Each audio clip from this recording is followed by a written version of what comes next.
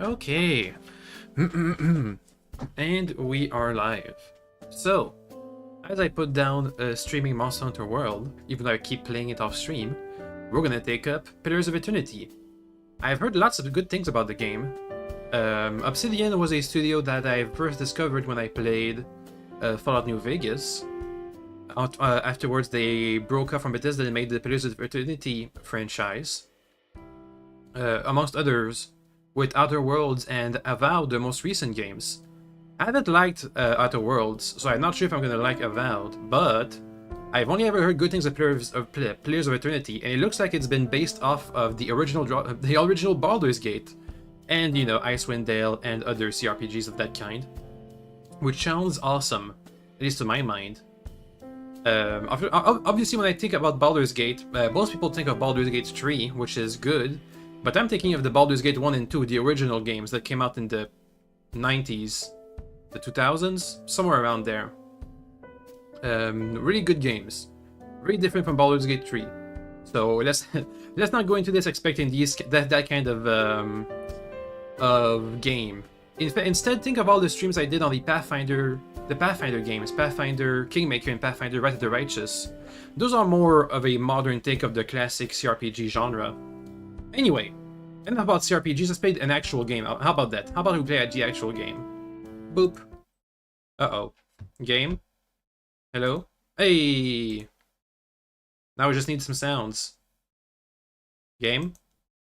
Sounds? Hello? Hi? Oh! Hey! The sounds. Okay, so... from what I know, which is not much, Pillars of Eternity is not based on a classic universe. It's a whole new universe. So it's not, you know, it's not the Forgotten Realms, or it's not whatever the Pathfinder universe is called. I forgot. It's a whole new world made in the style of the oldie-timey games that I'm excited to go and discover. There was a manual included into the Steam purchases. I read it for a bit, but it seems like it's mostly basic concepts, like what a class is, what's attack, what's defense, that kind of stuff. So let's see what we can discover. Let's go. Boop. Do I go for easy mode? The easy difficulty requires minimal micromanagement and easily forgives mistakes in combat. It's strongly recommended for those who are new or recently returning to real-time party-based RPGs. I mean, I'm not new to them, but I am recently returning. How's normal looking? Requires strategy and efficiency, but forgives a few mistakes. It is not recommended for newcomers to real-time party-based RPGs. Sure, I'll take that. What they mean by real-time party-based RPGs is that the original Baldur's Gate and other games, CRPGs, the controls are, you give orders to your crew, you can pause the game, you can have it play in real time, and that's the combat. You give orders, they execute the orders. It's basically an abstraction of the turn-based systems used in tabletop RPGs. So things that would normally make people do more actions per turn, instead it just speeds the characters up. I think. Maybe that's not how it's gonna work in this game. We'll see. Normal. Ooh. Green. Obsidian Entertainment presents. Ooh. Pillars of Eternity. Okay. Cool. Some creatures and armor types are especially resistant or vulnerable to specific damage types. Use them. Oh, that was weird. 5 wagons grope blindly for the path on a starless night, their master glancing ever upward to the skies for assurance that he is on the right course. A dim lantern his only protection against the encroaching darkness. Ooh. But the skies bring no comfort, shining no light, betraying no hint of what they know. Looks like a western. The caravan carries travelers bound for the frontier hamlet of Gilded Vale, you among them, where a local lord has offered land and wealth to settlers from abroad looking for a fresh start. That sounds awesome. You have taken suddenly ill, sweating and shivering, and one of the other travelers signals for the caravan master to stop on your behalf. He pulls up just in time to avoid plowing into the trunk of a fallen tree that bars the way ahead. You will go no further tonight. Why can't we have that nowadays? Somebody says, "Hey, we got a bounty. Anybody wants to settle this land? We get some free stuff." That sounds awesome. That sounds cool. But too bad I'm ill now, and or dead. Oh, we get to make our character. Alright, sure. Level 1 fighter. I can see that. A woman's role in Eora. Eor. That sounds like the Final Fantasy kingdom we had from Final Fantasy 14. Eoria. Maybe people are gonna say that name out loud. A woman's role in this place is largely dependent on where she's from. In the Adair Empire, Valian Republics, and the Dire Woods, women occupy many domestic roles. The primary hunters, soldiers, and leaders of the tribes of Nasitak, and blah blah blah blah blah. Okay, whatever. The men varies. These places make them in front of the military.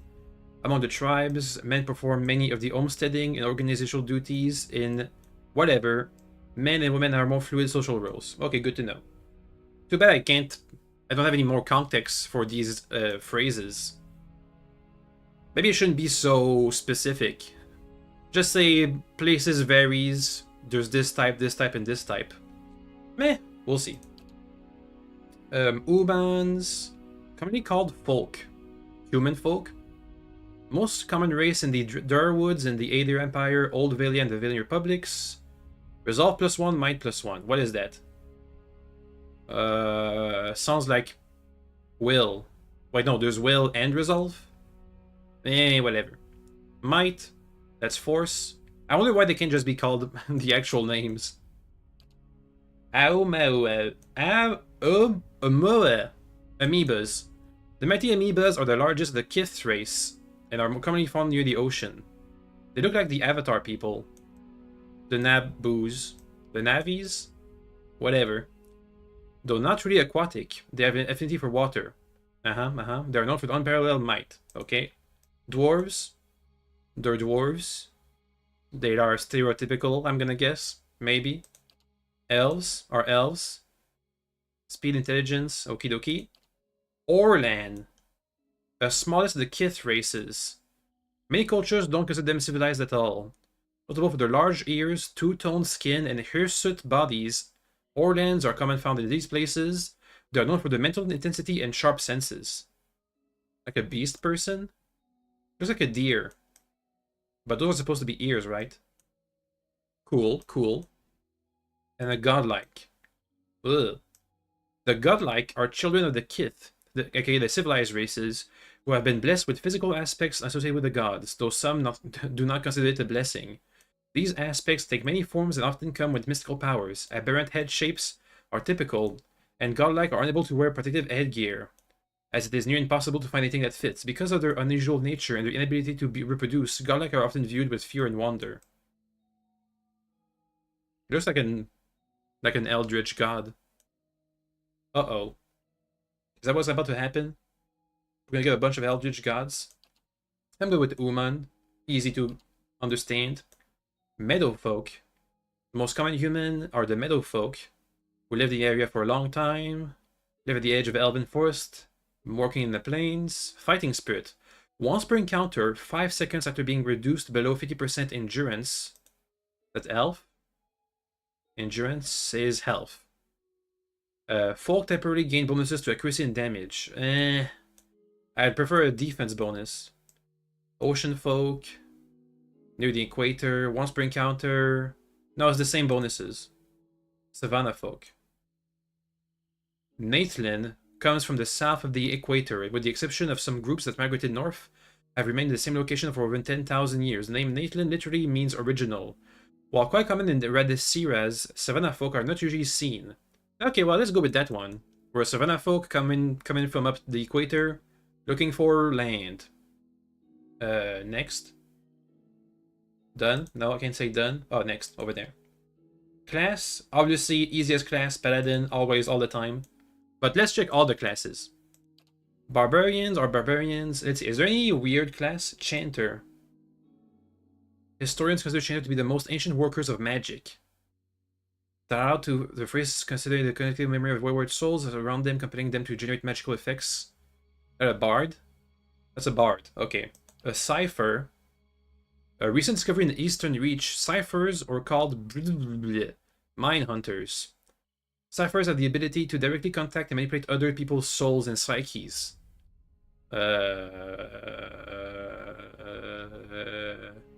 Sounds like some kind of very specific type of wizard. But we also have wizard. They can directly target allies and enemies with powerful soul-focused effects. These power cost focus, which ciphers build up through the use of their soul whip. I don't know what that means, but okay. Monk is a monk. A variety of fighting orders that have sprung up in Ixmiltil in the Eastern Reach. I wonder if there's any race-specific classes I can't look at right now because of the human race I picked up. Mercenaries and adventurers aren't sure what to make of them. Transcend suffering. When monks have no weapon equipped, their unarmed attacks are extremely powerful. Okay, cool. Fighter. They are mostly commonly found in culture with an organized martial structure. Constant recovery. Fighters continually regenerate health at a modest rate during combat. That sounds really good. Wizard. Academic magic. Wizards are students of the arcane institution that should be beyond the boundaries. Wizards are a highly organized group. They tend to favor environments where inquiry, experimentation, debate, and dissemination of knowledge are encouraged. Arcane Assault. Mid-range attack that hits a small area for raw damage and can leave the target's dazed. That's just a spell. And you have a bunch of spells. Unlike priests and druids, wizards learn individual spells they can store in and cast directly from their grimoires. Grimoires can only hold 4 spells of each level, which motivates wizards to keep multiple grimoires for different needs. Ooh, that's cool. Whereas usually the grimoire management is abstracted. In this case, it's going to be really managed. That could make for a cool. That's a cool. They can automatically learn 1 spell of any level they can access each time they advance. Wizards also have the option of learning spells from the grimoires they can find or buy. Initially, their spells can be last or limited, a number of times per rest. Okay, cool. Rogue. The rogues. Particularly indisciplined rogues are commonly found as shock troops. Rogues tend to congregate in larger numbers of cities. Sneak attack, yep. Druid. Spirit shift. Yeah, you can wild shape, basically. Spirit shift, excuse me. Ranger. A master of the hunt. Always partner with a soul-bonded animal companion. Animals companions don't do much damage, but they have a high damage reduction. Okay, so it's a tank. Cipher is the guy who attacks your soul. Chanter is the bard. Priest is the cleric. And paladin? Paladins are martial zealots devoted to a god, a ruler, or even a way of life. They can be found in any culture where a fanatical group of like-minded individuals have formed a warrior society dedicated to advancing their cause. Among those aligned to their worldview, paladins are viewed with respect and admiration, or if a bit of fear. Many paladins hold leadership positions in armies and mercenary companies, but in the heat of battle, their fanaticism often overrules the chain of command and common sense. Paladins have an inherent bonus to all the defenses. Amazing. Over the course of the game, the value of the bonus may shift based on the reputation. The paladin gains relative to the behavior they are preferred by or his or order. Can I choose my order? Oh, I can.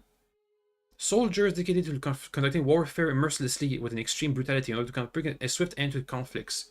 Because they are renowned for their terrible and unyielding nature, most nobles will only call on them as a last resort.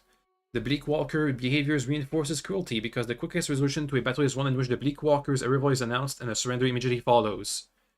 Okay, so you have to be cruel, aggressive.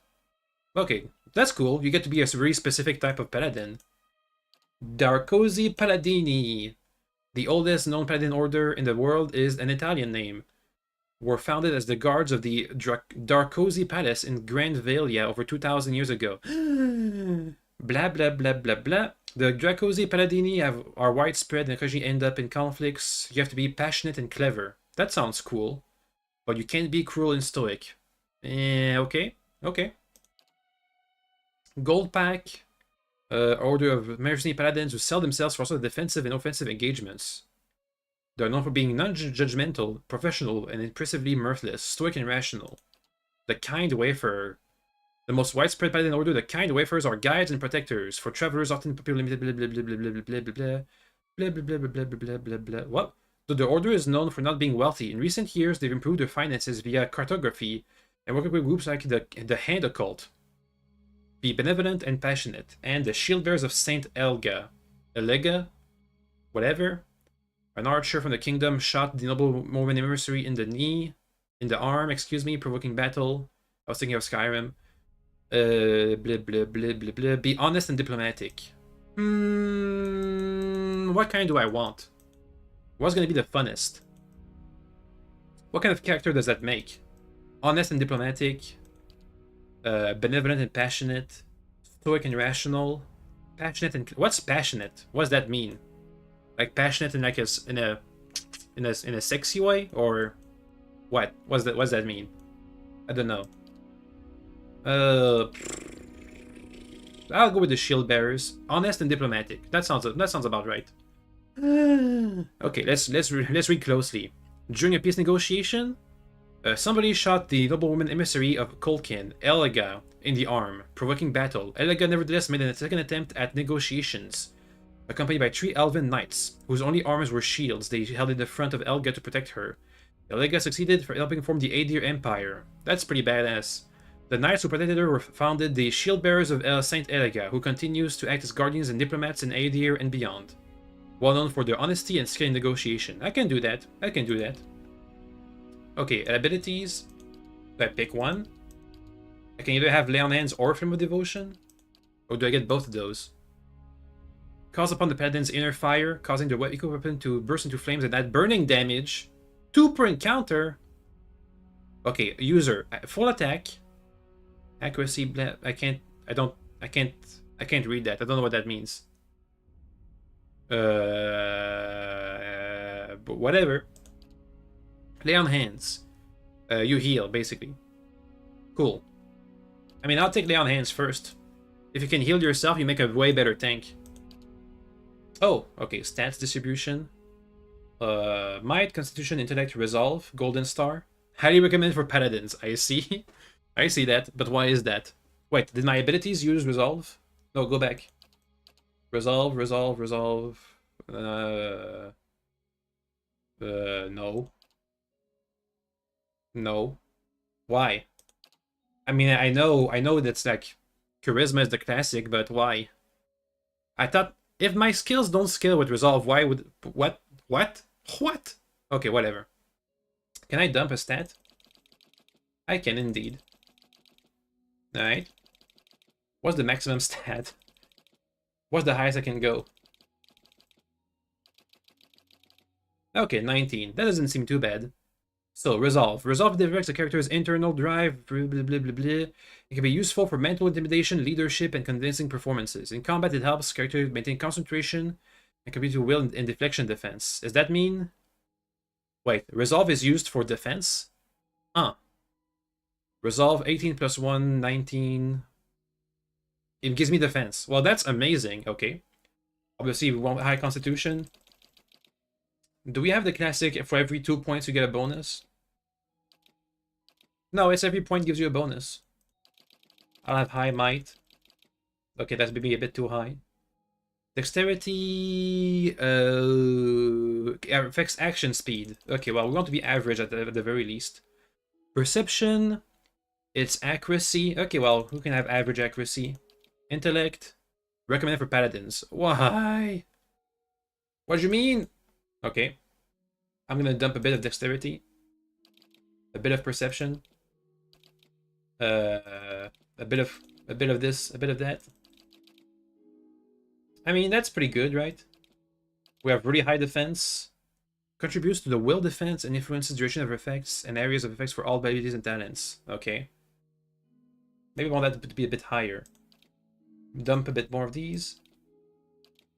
Okay, well, I mean, I'll take that. That seems pretty meh.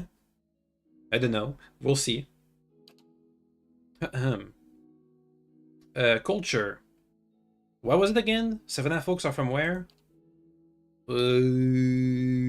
Human, Savannah, south of the equator.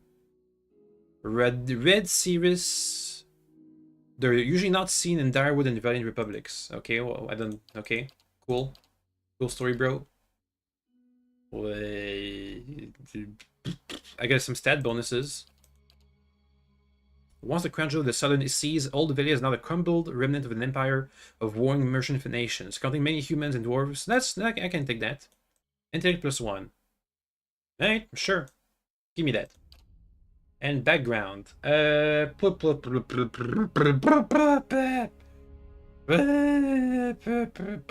Aristocrat, you've lived your life amongst the nobility. Artist, colonist. Part of a group that founded a fledgling colony in distant lands. Dissident. You made your name for yourself as a troublemaker. Drifter. You never quite fit in no matter where you go. Each new town is just a place to rest briefly. You're more comfortable on the road traveling the world. That sounds good for a paladin, sure. And appearance. Can we have custom portraits? I did that back in Pathfinder. I don't have one ready, but if I could, I would. Okay, well, let's go back to the humans. I mean, that's generic enough. Color. We can be blue. Head. Can I change the head color? Hair. Have something like... I mean, I don't know. Doesn't look very good. Let's have some red hair. Big bushy beard. That's decent. There we go. The red paladin, basically. How about that? Boop. A voice. Okay. We gotta pick a good voice. I'll lead the way. Nothing will slip past me. Just say the word. I've got this. Let's go! I've got this. Huh? I've got this. To whispers and shadows. Nope. Yes? Leading the way. Onward. I'll take that one. And a name. What kind of name can I have? I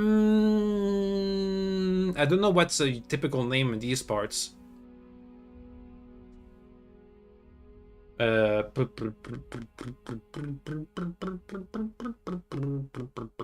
don't know. I don't know. Let me think. I'm thinking. What do I get? How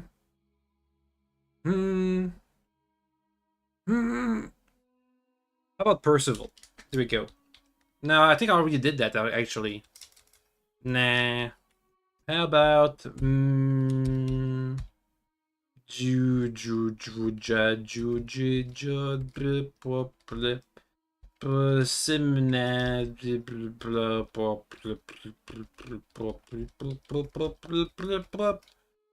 going with Claude. How about that? Easy name. Easy peasy. Claude the Paladin. Bam.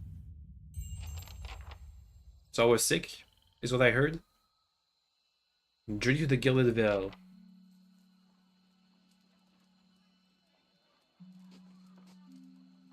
The Caravan Master finishes addressing the group, his bushy red mustache and sagging jowls quivering as if for emphasis. Everybody stays close to the wagons, got it? Stay out of the woods, and beasts take you if you are planning a stroll through those ruins up there. Is beasts the gods? Beasts take you if you're planning on a stroll through the ruins up there. Whole area's crawling with hut-dwelling types who'd be happy to stick an axe in you for trespassing. So mind that you don't track mud on their sacred blazing rocks. Okay. Tonight, everybody stays put, and in the morning we'll get the path cleared. Gilded Vale's less than a day out. Understood? At last the Caravan Master turns to you, frowning as he looks you over. Touch of the rumbling rot, could be. Ugh. There's a stinging beetle round here, carries it. You'll be fine once it passes your innards. Unless you don't drink water, course. Which case you'll be dead in a day. Well, I need water. There's a berry grows in these parts, small and pink, called a springberry. About the size of a fingernail. Give you cramps if you eat it, but the frontiersmen make a tea from it. Calms the insides. Should get you through the night. You might check around, see if you can find some. Meanwhile, I'll see if we can scare you up some water. That's a good Caravan Master. I know you want to hunt before it gets much darker, but see about refilling our water first. Got a sick one here. Odema looks over his shoulder as his assistant, a lanky, intense man named Sparful, carries an old sun-bleached bow. Sparful nods and slides the worn bow over his shoulder. Where can I find berries? They grow on a bush that's common round here, kind of funny looking. You'll know it when you see it. Doubt you'd have to go far off the road to find one. And what's with the ruins? Nothing you won't see on half the hills of Air Glonfoth. Air Money to be made Glonfoth. selling their knickknacks in Defiance Bay, if you don't mind getting stuck with Glonfoth and arrows now and again. They didn't build them, but I'll be the effigy if they don't watch them like a mother bear. Of course, all the ones around here have been ransacked 10 times over. Got nothing left worth half a pond, so I hear. A pond? I can do attributes, skills, class, or open up dialogue options. I can ask who did build the ruins. Because I'm on my stats, probably. Got different names for them. Settlers called them Engwithans. Nobody that liked them enough to stop them Engwithans? becoming ruins, tell you that much. Is it Not dangerous? if you hurry about your business, and not if the weather holds up. There's a concern in his tone, but he does not elaborate. What do you mean weather? This time of year, rain mostly, and wind. But there's a different kind of wind out here time to time. Locals call it a beawick, born out of the ether, the spirit's path. Never seen it myself, never cared to. It does feel a lot like a western. What are these huge rocks coming from the ground? I was thinking that. They don't got Adra where you come from? Adra? Well, it just grows up out of the ground like this. Goes deep like tree roots. Some of it all the way to the heart of the world, you believe the stories. It's more like a shell than a proper rock. Easier to work if you're a mason. Got all kinds of strange properties. Seems to have some kind of life of its own. Ooh, plant Dies rocks? if it gets dug up. Loses its luster. Folks think it probably grew at one point or another, but not these days. The soul butchers in Defiance Bay use it for different things. Soul butchers? I've heard tell it can hold a man's soul, but I don't care to see it. Got enough to worry about without seeing something like that. Maybe I should get some, like, some codex entries for some of these words, because it's hard to understand. But we'll get it eventually. It's like the first dialogue we've ever had. Listen, let's take a while. The characters are very Fallout 1. I think they're more... Yeah. Fallout 1, Baldur's Gate. What else? Hold on. Oh. Take someone with you. I know you're not some helpless tenderfoot, not like most of this lot. But you drop dead, I don't want to be looking for the body. Got a schedule to keep. He scans the other travelers, resting his eyes at length on a sturdy, armor-clad woman who has spent the journey's night sleeping on uneven ground without blanket or pillow. Kalisha. Kalisha! Don't tell me it's gonna be another paladin. He needs to find some springberries. Watch that he doesn't drop dead. No promises.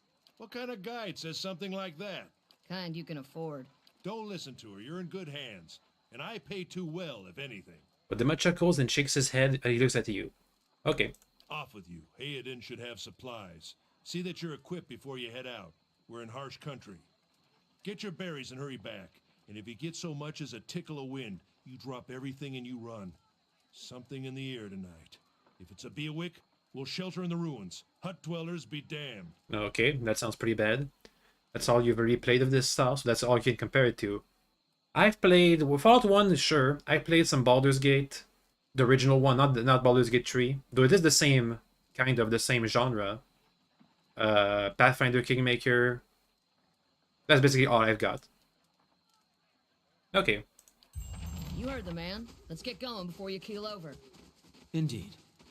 We were supposed to get some supplies. Okay, welcome to Pillars of Eternity. This is your first time with the world of Aora. You may want to watch these windows. Your party always consists of your characters and up to 5 companions. While the caravan is camped outside the Galblabla ruins, Odema has assigned Kaliska to help you. Kaliska's a fighter, okay? So a party member, click on their portrait. To select multiple party members, click the button over there. To move anywhere, click. They'll move. When multiple characters are selected, the action bar is hidden. To see an individual character's option, select only that character. Yes? Oh, that bar over there. I've got AI scripts, whatever that is, Second Wind, and the Flames of Devotion. Don't I have Lay on Hands? Hey, Lay on Hands? No? I guess I didn't take it. Okay, well, whatever. No Lay on Hands. What a paladin I am. So he said to go and look for the Quartermaster. Stay quiet. Oh. Scouting mode is used both for stealth and for hiding objects. While scouting, I pressed Alt, so that really activated scouting mode, aka stealth. Moving, accelerate how quickly they detect you, blah blah blah. Okay. How do I How do I move my camera? The arrow keys. Hello, just got home from work. Hi, Defined McWhorter. I hope you had a good day of work. Today's Black Friday. So there's a bunch of deals for working folks. How do I go for normal speed? We got slow speed, fast speed. Indeed. How do I speak with people? Oh, like this. You gotta take their base.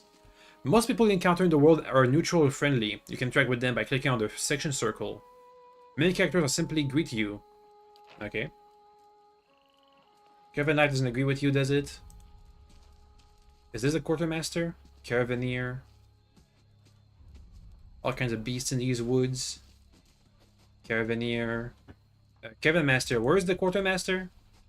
Go on then, before it gets too dark. Okay, thanks. Over here?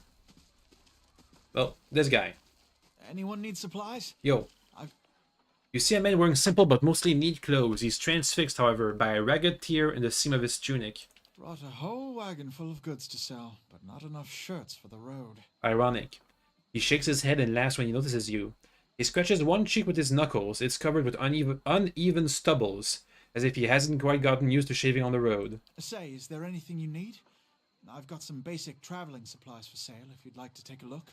Who are you? Oh boy, we might have another who are you arc. Blech. Who are you arc?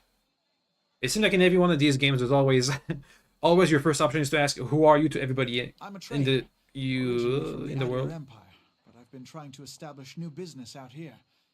Life on the road has brought some unexpected challenges, to be sure. And I'm sure you've noticed how prickly the locals can be. But we're here to make the most of things, right? Nah, we'll be fine. Something else you need?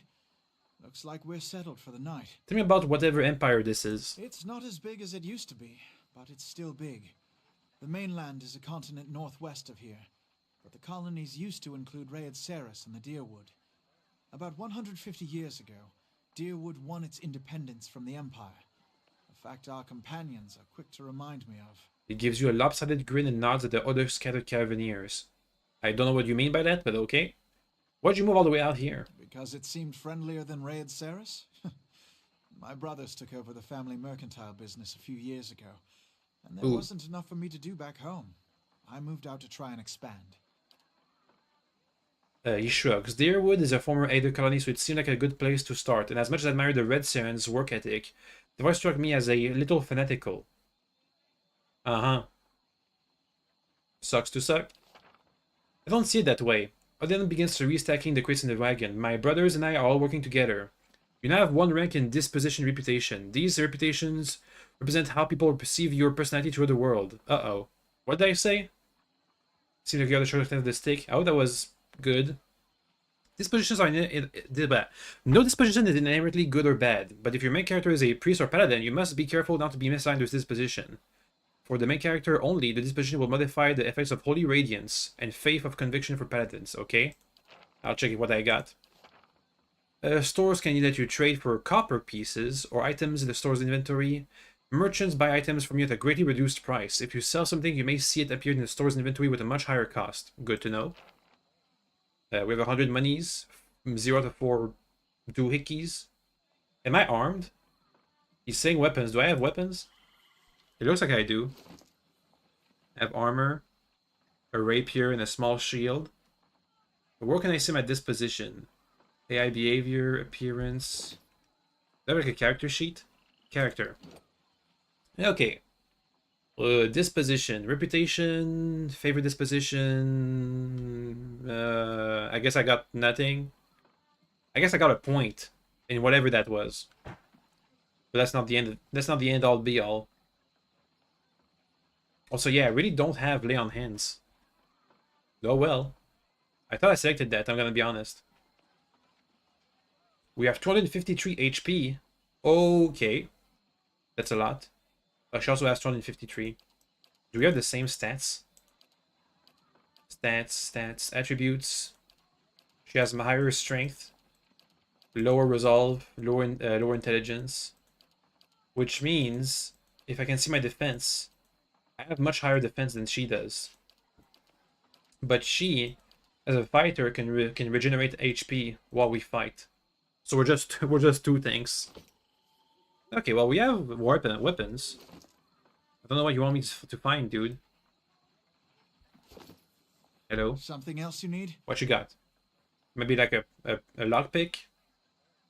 A rod, a sword, a medium shield, a brigandine, potions of regenerations, lockpick.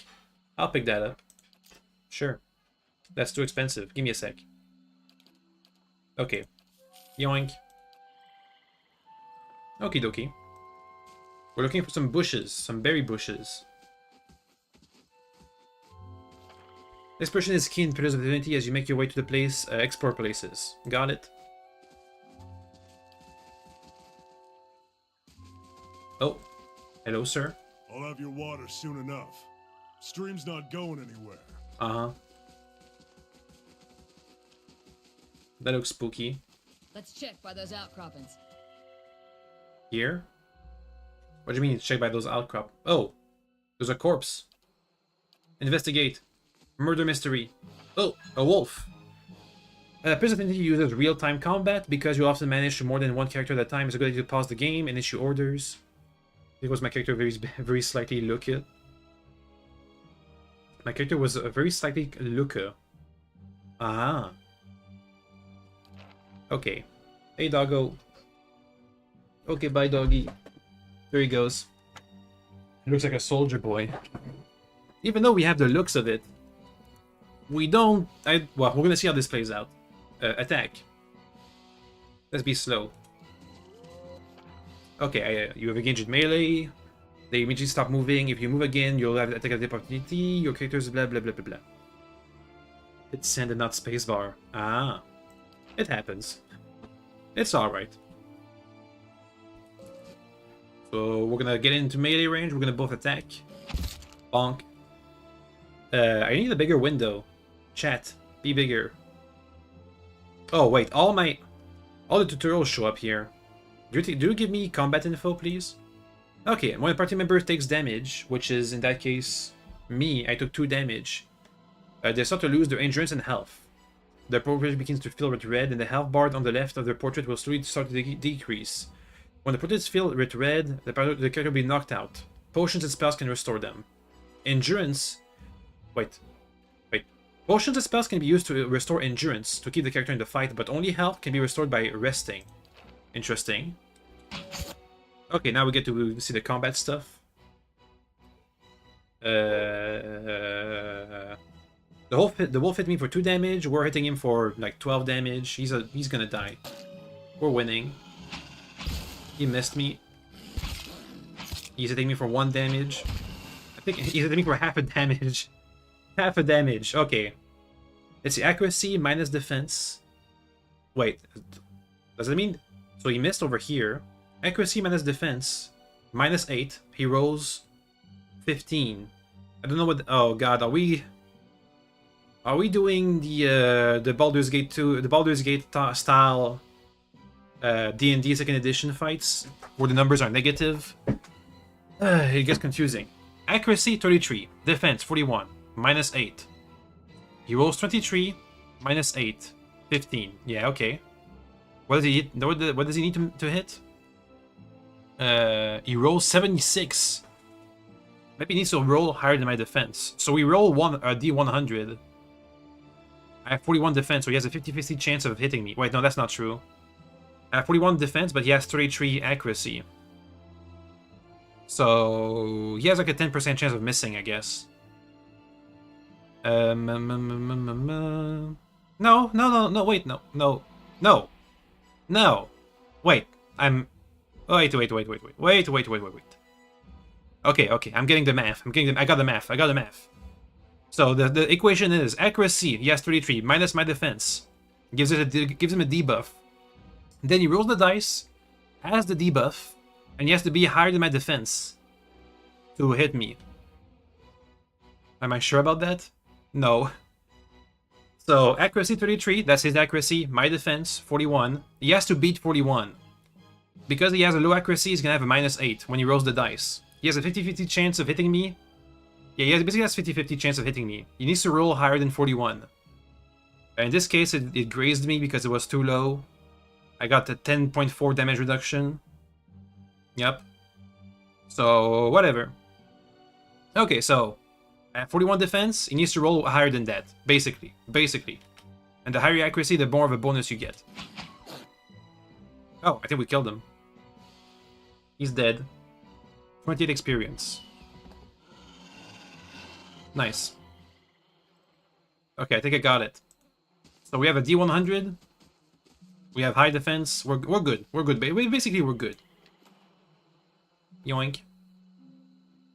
So what about these bushes I was supposed to find? Oh. This is it. Uh-oh, I can't disable the tutorial. Drifter. You're kind of a mystery for the rest of the caravan. Just some kind of wanderer, the way I hear it. You have to be when people are looking for you. I wander into the lives of fools, talk them out of their money, and wander back out. That's what happens to orphans. Yes, be an orphan. Classic paladin. When you're an orphan, you either become a rogue or a paladin. How is it that you happen to come here? I burned down the orphanage and got out of there while I could. Okay. I never made that place to call home. I'm still looking. I'm a self-made orphan. My parents got what they deserve, and now I'm leaving all that behind. I'm looking for a place to call home. You've got a lot on your minds then. Hopefully things work out in the end, but in my experience, they don't always. It's been a long time since I've been this way, but I always liked it. Lord Redrick's offers makes a girl think. I'll give him that. You're here to settle like the rest of the lot? I mean... I haven't given it much thought. I don't know my character. Maybe. No harm in that. Might as well see the place first. So you must have some other plan in mind for coming this way. I'm looking for adventure. Just looking for adventure. We should hook up with an expedition. Some of the bigger towns send regular groups out to unexplored places. Long as you don't mind a little danger. Anyway, I'm wasting time here. Odema will give me an earful. Let's be on our way. Why are you here? She sighs. Her eyes search the ground at her feet. My sister moved out here some time back. She sent me a letter. She seemed worried, but that's how she always is. This time though, she asked me to come out, and that's got me a little worried. I haven't seen her in ages, but been doing guide work in Ixmitzkinian. But I'd do anything for her. She's a much better woman than I am. Odemo I've worked with before. He doesn't usually drive a route this way, but he's doing it for me. Okay, and who are you? I've got simple needs. I like open skies and far horizons. I find work that lets me live that way. My family wanders too. We started in Direwood, but my blah blah blah blah blah. Okay? What can you tell me about Direwood? I'm not much of a history. Blah. I'm not much for history, but from what I know, it used to be part of the blah blah blah. Broke off after the war some years back. The locals here are feisty, and that's how they like it. I've been out of touch, but I've been hearing weird kinds of things about it lately. People having trouble giving birth. A lot of them. Been going on for years now. But somehow it's getting worse. I have to ask my sister more about it. Uh-oh. You know, I wouldn't hold my breath that Sparfle's getting a new water anytime soon. He does what he feels like, when he feels like it. We should check up on him first. Stab him around a bit. Stream's just down that way. Let's go get some water. We will cure my sickness. What did they call it? Rumbling rottenness? Something like that. I guess in this universe, paladins aren't immune to diseases. This path winds through a narrow canyon, back the way you came. Okay? So it's not where we want to be. We shouldn't stray too far. Yeah, shut up. I'm doing it. I'm doing it. Wait, the guy was here earlier. He was just here. I saw him down the road. There's the stream. In the stream. On my stream. Hello? Water? Hello? I've got fantasy dysentery. Sparfle went hunting. At least he left the water skins. Come on. Where are the water skins? Use the tab key to hide objects. Waha! Yoink. You crush the riverbank and dip your water skin into the cool waters while Kaliska waits nearby, keeping watch. As you rise, you notice her look up sharply towards the tree line. You get an item, a water skin. Out of the tree emerges Sparfle. One of the guides, barely discernible in the dim moonlight. He no longer carries a bow, and there is a strangeness to his gait. his stride wobbly as he moves towards you with labored breath. Sparfle, are you all right? Sparfle's toe catches on the rock, and he collapses forward in a heap, the feathered shaft of an arrow planted between his shoulders like an enemy flag. Uh-oh. Combat. Ambush. It's fine. I got the power of God. Let's gang up on this guy while he's closer. Oh wait, we have a ranged attack here. Ah, too late. Let's see. Engages in melee. He hits me for half a damage. I hit him for half a damage. Okay. He hits me for 1 damage. I hit him for 1 damage. We're not doing so good. I get hit for 1 damage. We're boinking him. I got hit for 3 damage this time. You know what? Can I buff myself somehow? Flame of Devotion.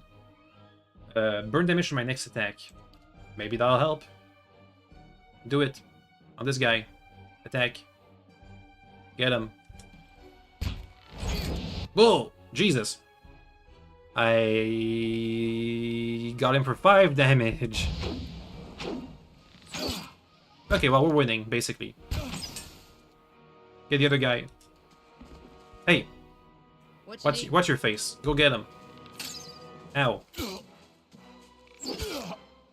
We're at half health. We're fine. We're basically fine. I'm surprised he can still boink us.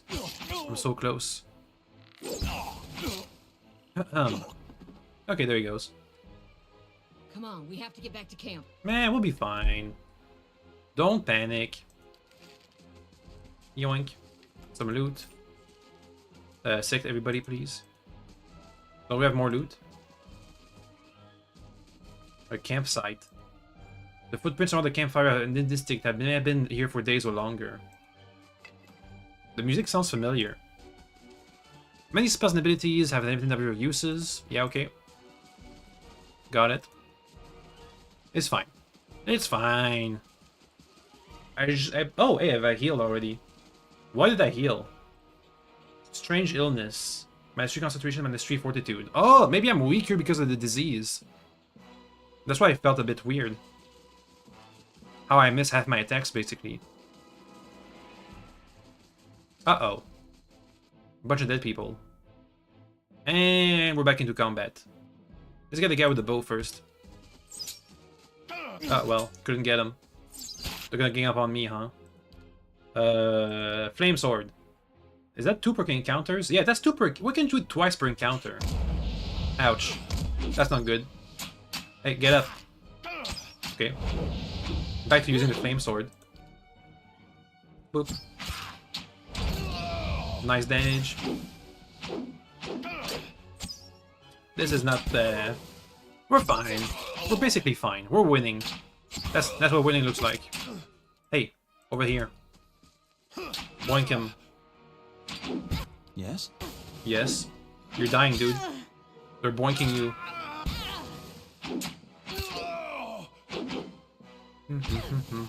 Hey, I killed one. All by myself. Took a while, though. This guy with the shield is harder to hit. There they go. Easy peasy, baby. It's fine. Right now, combat is boring because we're level 1, but once we get to higher levels with more party members, it'll be much more brainy. We'll have to give orders to 6 people that have 6 set of abilities. I guess. I don't know. I've never played the game before. I'm betting. Indeed. Oh, you're still alive? Galfatan leader. All around you lie the massacred remains of the other travelers, peppered with arrows and knife hilts, splayed and bug-eyed and filthy. Kaliska puts the back of her left hand to the mouth, as if to ward away some poisonous vapor. A handful of dark figures stand above the fallen, trading on limbs and backs and heads, jerking their axes from the bodies, as if from the half-split logs. One of them, towering and severe with a thick beard, tasseled with knots, holds a wet blade at the neck of the man you recognize as Heldan, the rest of your caravan left standing. Lay down your arms, trespasser. Do not forfeit this man's life for a fight you will lose. The ruins have not been stolen by our hands. Your word carry no weight when I have seen the truth with my own eyes. Blood must be paid for this intrusion. So I say again, lay down your arms. We don't trust them. They mean to kill us all. Might only a full attacks a weak enemy while a stronger one yet lives. You can kill him, but you might as well be killing yourself. Go ahead, kill him now. Do it! Do it! Oh, I have 2 intellect. I have intellect 13 and intellect 15. Judging by the strings of animal teeth around your neck, I'm guessing you are worshippers of Galwain. If Galwain told you to stop protecting the ruins, would you? The man frowns and motions as if to swing the axe. Eodan winces, but the blow never comes. Instead, the man cocks his head intrigued. Of course, but he would not. It is by the command of all the gods that we accept this charge. How do you know? Because it's consistent with their beliefs, or because it's what you were told? The man glares. It has always been known to my people. I see. And what of Galawain's edicts that weakness and age must be purged by youth and strength? What? What am I even arguing? How does he know about this more than I do? Damn it! If only my character had amnesia, then we could learn at the same time. I see. And what of Galawain's edicts that weakness and age must be purged by youth and strength? You think Galawain would want some moldy, crumbling stones to survive long after their builders have turned to dust? The man's nostrils flares as he fumes. He wouldn't. He told us otherwise. I'm sure he did. Just not you personally. But why should that stop you from killing innocents? Distracted, the man's grip falters on his axe handle, and he nearly fumbles it, avoiding Eodan at the moment he needs to dodge out of his swings, which comes too late. Howling with rage, the man charges you instead. Aha! Brained! Oh, I got Eodan in my party now. How can I help? Are you a rogue?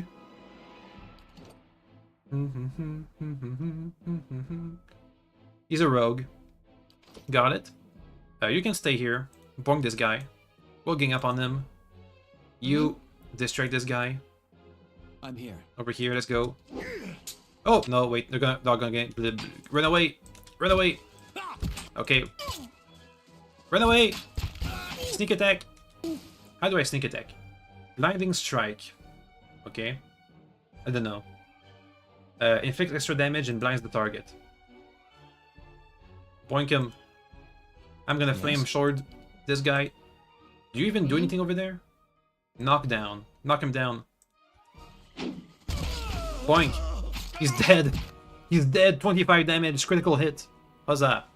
A crit is a better result than a hit, and they're more likely to occur when the attack's accuracy is higher than the target's defense. Attacks that do damage will do more damage on a crit. Attacks that inflict status effects or afflictions will have increased durations. Grazes are worse than hits and suffer decreased damage. Okay, got it. So you have a critical... So basically you have degrees of success. If you're way better than your opponent, you're gonna do critical damage often. Good. Gafton leader. Your enemy lies supine on the ground, unable to rise. His companion is now silent among the other dead. His breath comes in wheezing, fitful gasps. He looks not at you, but at the sky above you. Forgive us. Barely audible beneath his choked sighs, a whisper of wind stirs the air. At this, the man's eyes roll back as he closed them. Good. Good. The gods are just. A queer smile crosses his face. I am ready. The wind begins to swell, whipping around the camp, electric and volatile, upending pots and rattling tents like an angry spirit. You can feel it begins to seep in between. Blah. You can feel it begin to seep beneath your skin, and where it pierces you, it feels as though it is rending you apart from within. Seated at the wagon wheel amidst the howling maelstrom, slashed across chest and bowel, Odemas' body steers, and with great effort he raises his sagging head, his eyes barely open. He looks directly at you. Get inside! Run! Inside what? The wagon? Oh. Oh boy. That's not good.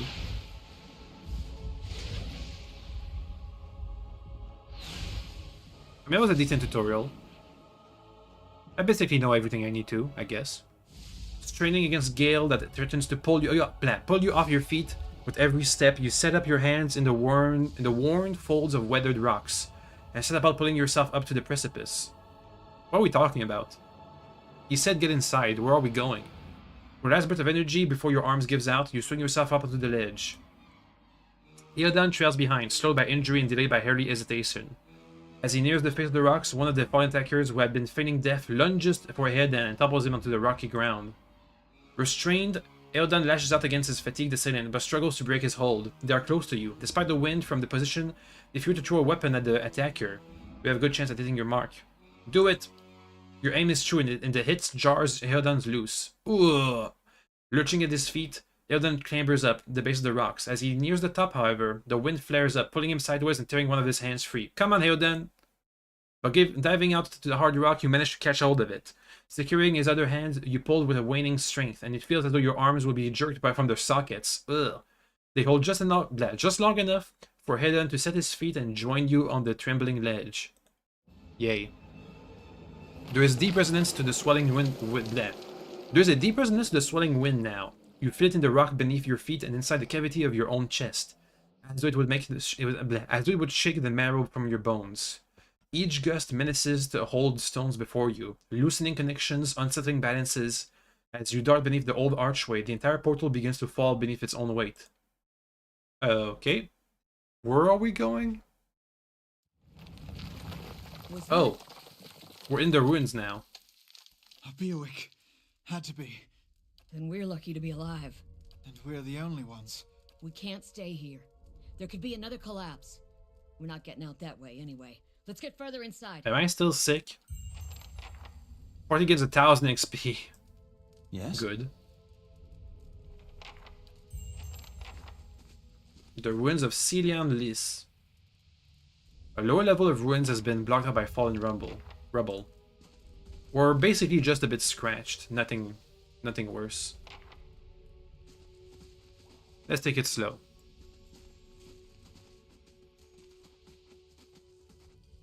Oh. That should be far enough. But what now? Helen's chest rises and falls visibly with each breath. We look for another way out. Storm has to die sometime. What happened? Kaliska shakes her head. Windstorm, of a kind that only get in Air Galfanth.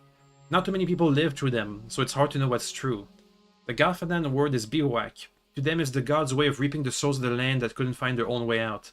But they'll take a living soul as soon as a dead one. Still got yours? I mean, I guess. Who attacked us? Galfatans. Those that be the hut dwellers, Adema warned you about. Looked for the fangs of Galawain. For the twitches of the lot. They go ruin to ruin looking for fights with Conists. Poor Adema. I think I've expected this once. We lost the main road. The Galfatans said we trespass in the ruins. I don't believe that. Adema would never allow it. But as much as the fangs are hotheads, Galfatans don't attack without being provoked. Either they saw something and got the wrong idea, or there's looters in here with us. That's not something we need right now. What about everybody else? The wheels got hold of them now. God's grant them better luck in the next lives. You don't seem too upset. Jessica looks at you in the eyes, about that current running beneath her voice. Maybe you just don't know me enough to know what upset looks like. And maybe I've seen worse, too. Seen worse and kept on walking, because there's nothing else to be done. Alright. Can't argue with that.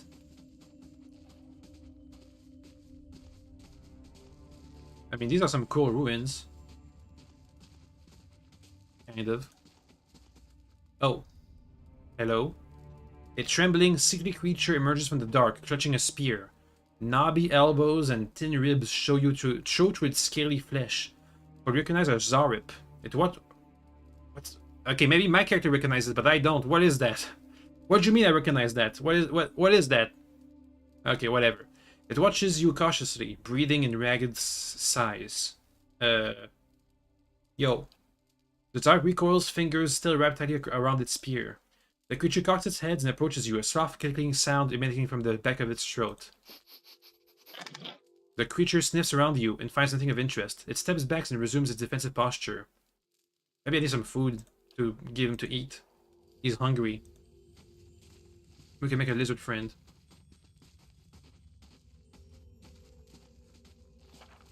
The eastern reach is full of dangerous places. Enable secret mode to move stealthily. There's a trap. The better part of valor. Look at the tiles. What are those symbols? Looks like we got a straight puzzle ahead of us. How to make a game move at normal speed? Oh, that's the unzoom, rezoom. Let me check the controls. Scouting on and off. Normal speed. How about this? Let's zoom out, never mind. How about this? That's for next menu screen. Yeah, sure. Okay, normal speed. Bam. Those symbols. Just like the tiles. Ah, I see. We got a puzzle. Are those the same? Or no, they're different symbols, but they're all erased slightly. I wonder what the order is. 1, 2, 3, 4, 5, 6. 6 pillars. 1, 2, 3, 4, 5. Okay, well. Let's see which one of the pillars has the missing symbol. 1, 2, 3. Okay, well. I'm gonna go over there. You guys stay over here. So I get to see the symbols. Can I zoom in? What is that? No, wait, no, go back. Well, too late. Yeah. It's hard to see. Let's set up here. It looks like an infinity symbol. This one over there. Okay. Thankfully, it just missed. So it's not in the top right. That was the top left. 2 lines running across something. This one. Okay, still not that one. Oof, I took a lot of damage on that one. Ouch. How about the bottom left? I can't tell what that is. Is that dust moving? Kiriska. What you need? Over here. What is that? A symbol of a pattern fire godlike requires not met. A symbol of a pattern circle is described by the pillar. Unended brazier set at its base. Use the torch.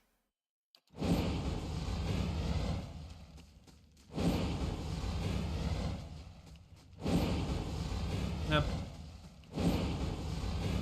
Flames kindle swiftly in the brazier, winding their way upward.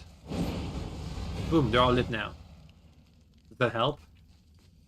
I doubt it. Oh, it deactivated them. Nice. Okay, party, gather. Let's go. Let's go one at a time. Hmm? I don't want to risk moving the entire party. Is there a secret wall? No? Okay.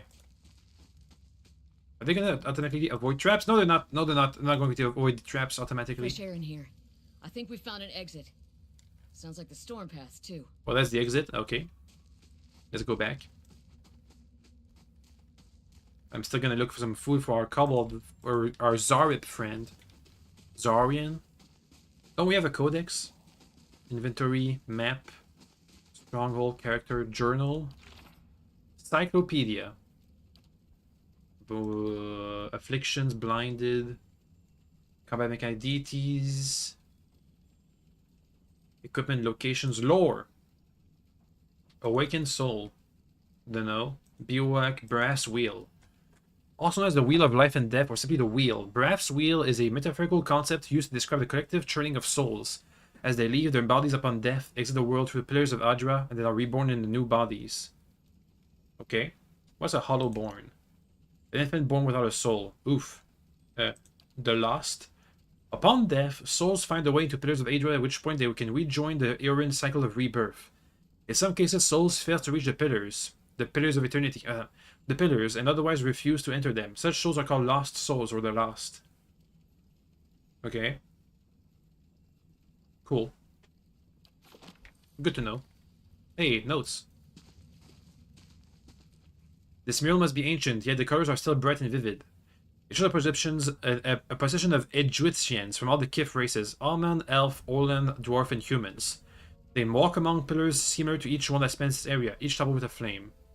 Okay. Again, I'll take it, I guess. I'm gonna highlight all interactable objects. All the time. Are those wires on the ground? Some ooze. A black ooze. A lesser black ooze. Okay. Like oil. Ouch! Oh, they hit hard. Quick, use some Yes? fire. Go get him. Do not attack oil at all. Boink him. Okay. Only the spitter did any damage. Indeed. Pick up the loot, Yes? please. Loot. Poleaxe. We have a stash. What's the stash? Ah. Do you have a limit of what we can carry?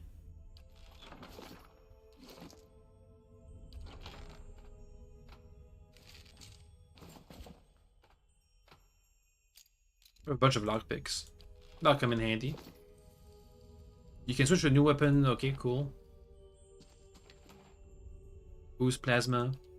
Right in here. Of course. Where'd that slime come from? Don't know. Viscous and oily, this muck clings to anything it touches. A vicious lick of something dark and tar-like runs down the walls. The shape of it and bulges in the ooze suggests that something lies beneath it, but you can't tell what. Use my water skin. You rinse the ooze away, revealing an intricate relief of a man's face. The sunburst surrounding it has chipped away in places, but the details of the head, from the tight curls of hair to the ridges of his pointed ears, still showcase a remarkable craftsmanship. One eye socket is empty, a gem fills the other. I see. Do I need that for healing?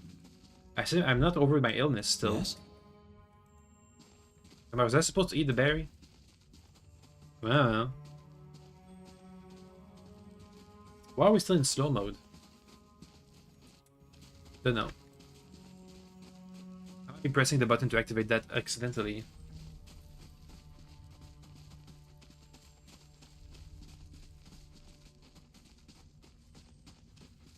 So we need to find a gem and some food for our kobold buddy.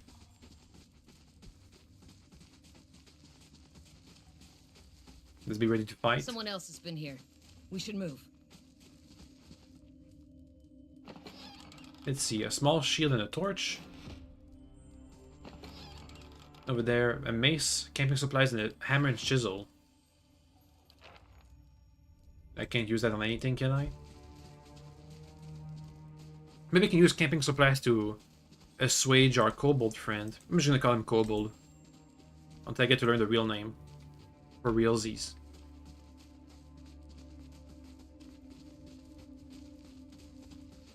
Hey, dude. Oh no, I didn't want to fight. Run away! Oh, run away. What do we have back here? There was a side entrance. I could have just used that. I'll kill him now. Too late. There he goes. In the jar there was a bow and some lockpicks. Alright. Wait. Do you hear that? Do I hear what? Ah, a gem. A tattered journal. The small folio is torn in several places and blood has soaked into several of the sheets. One later entry is illegible. Can't believe my luck. A few rounds of dice and I've got my hands on a genuine Egwitan artifact. The fellow who had it said it was a pretty nutting as far as he's concerned. Right? These are what we need. A Scolder Whelp. Don't know what that is. Kill him. Ooh, good job. Sure. Kill him now. Oh. I think I need better armor. These guys are hitting me too often. That looks weak. Could be a shortcut. A crack runs along this wall from floor to floor. A light gust of air passes through it.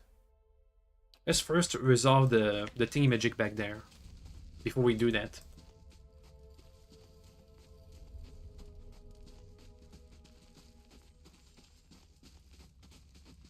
That way, no matter where we go, we'll be fine.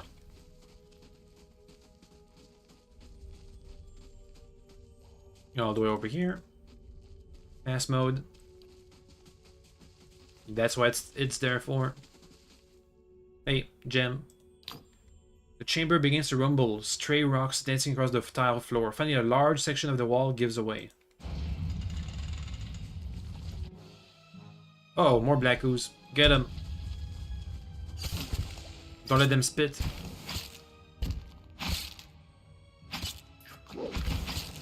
Easy peasy. Yoink.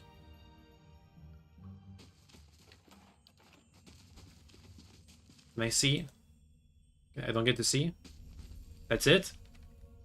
Oh, there's something. A minor cloak of protection. I got that one. Amethyst Adra. Put that on, please. So what does it do? Offer fortitude, off reflex, off will. More defense? More magic defense. I'll take it. A nice badass cloak. That's cool, our first magic item. Look at that. Look at that.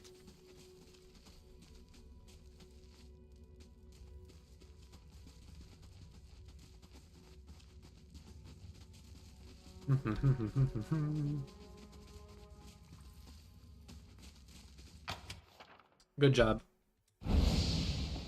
And there we go. Let's be careful. That's better. Yes?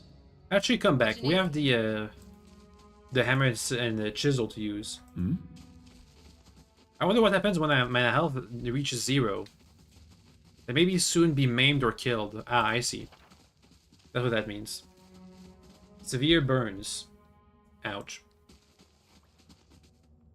If health reaches 0, the character will immediately drop. Depending on your difficulty setting, the character will be either maim or killed. A maimed character suffers severe penalty and will die if they take any additional damage. Killed characters are just dead. And there's no coming back. But really? You set to work. The cracks lengthen and widen with your effort, but the process is more taxing than you expect. Sweat bends your forehead and your muscle begin to ache. Keep going. After several long moments, you begin to see a light on the other side. With one final tap, several blocks of stone shift, then tumble loose, clearing a gap just wide enough to pass through. Wow. It's a big room. I could scout ahead, see what's around the corner. Got it. Easy now. Let's do that. How can I help? What's his around the corner? Scolder Whelp. One starved one, one not starved one. He's being detected. Quick Yes. attack. Attack. Get him.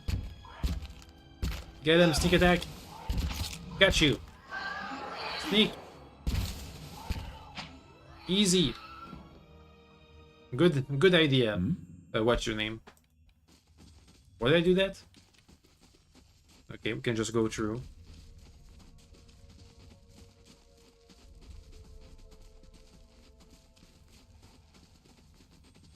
Oh, we're just back here.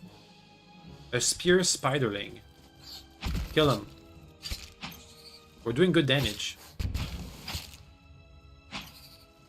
Boink. No loot. I mean, it's more XP. I'll take the XP. Hi. Oh! A famished spear spider. A fully grown one. Oh, we have a fire sword for that. Boink. It doesn't do that much damage.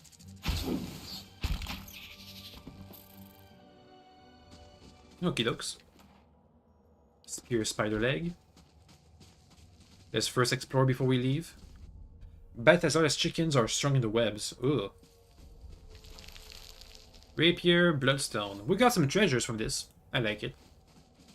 Oh wait, there's a side passage. With a body. And a helmet. I'll take that. Doesn't do anything. The helmet came in many forms, different sculptures. Okay, well, whatever. No bonuses, no helmet.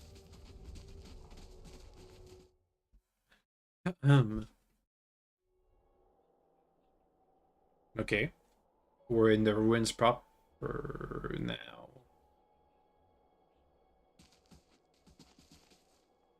Yeah, I saw that. Older robed man. 4 figures stand before an otherworldly apparatus. An ancient structure of chiseled adra and metallic veins, ominous and looming like a silent observer. Standing motionless in their midst is what appears to be a human body, colorless as stone or ash. The other figures gaze upon it in what might be the contemplation. From your vantage points, you are well obscured from their point of view. The figure closest to the machine stands out amongst them. A thick gray beard frames a face otherwise hidden beneath a metallic mask. His faded robes are embroidered with a runic language, unlike anything that you have ever seen. And he wears a strange black headdress with 2 protrusions that jut out like wings of some malevolent creature. Oathbinder, bear witness, and see this man has kept his word true to his last breath, full to his blood's last drop. Guide his soul, queen that was, and regard it among your favored. Let his life by the key be his confession. Let his death by the key be his absolution. May he walk the world ever free of the crushing weight of the book. What does that mean? Your brother has done his part, and you have seen the power of his contribution. I will accept no further hesitation from the rest of you. In the sight of the queen that was, will you fulfill the oath? Will you take your place beside your brother in the endless esteem of her memory that is without flaw? Step forth, and be assured of the great worth of your life's course. Must be evil. Too bad we don't have detect evil. I guess there's no alignment in this world. This fantasy pantheon. Oh. That doesn't look good. Does that make the wind?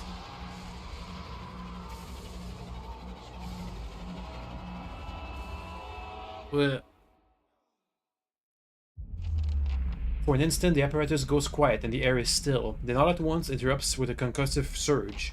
Light floods your vision and you are knocked to the ground. Your head snaps back as you land, and pain wells into your back of your skull, washing your last thoughts away into the black unconscious void. You open your eyes in a different place. Another time, you stand in a circular room, grand and domed, its walls lined with adra and trimmed with copper. The style is ancient, but the chamber is unweathered. At the far end of a great pillar of adra pierces the floor from below, its shimmering texture giving the illusion of boundless depths. Encircling the pillar is an apparatus much like the one you have just seen, but immense and multifaceted and intertwined. Your thoughts are yours and not yours, and yet they seem to exist before you think them, and they are all questions, pressing questions, troubling questions, questions that must be answered, or. At the base of the pillar now, you see a man with a thick grey beard and ceremonial robes, crowned with a strange ornamental dress. You know this man, you are walking towards him now, at the pace that is hurried while trying not to appear so. You have something to want to ask him, one question above all. The question spins madly in your mind. I get to play that part? Oh, no, never mind.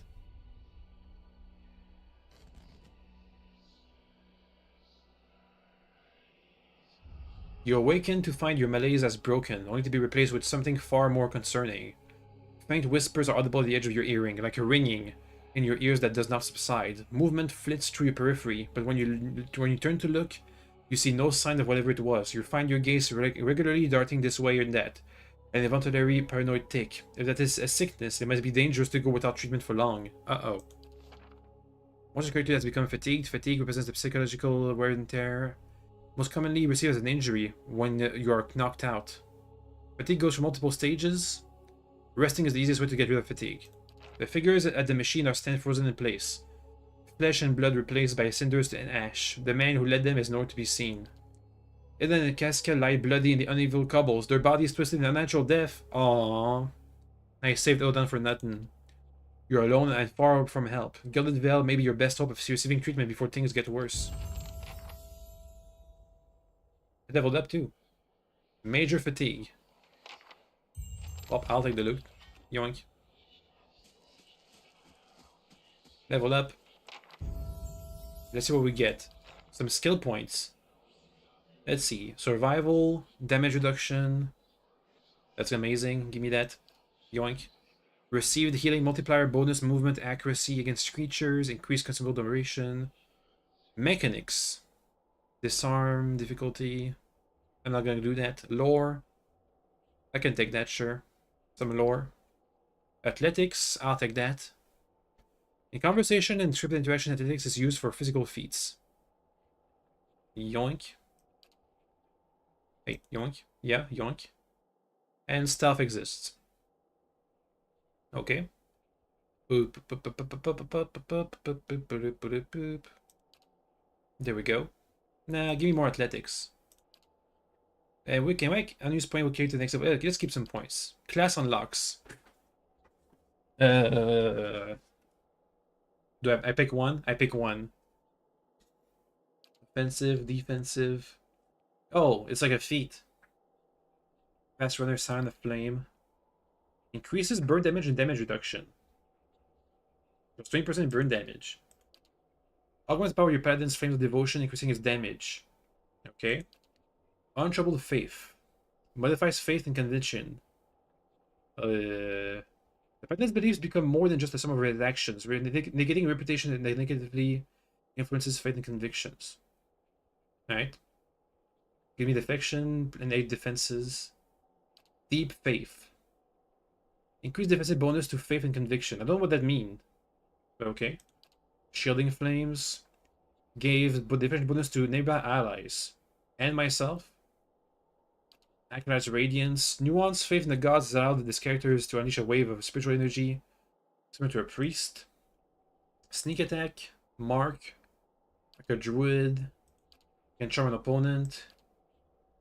I'll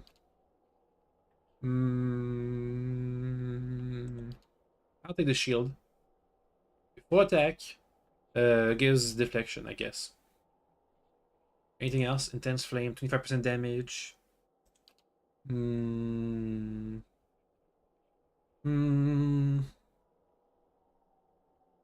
the higher deflection is tempting.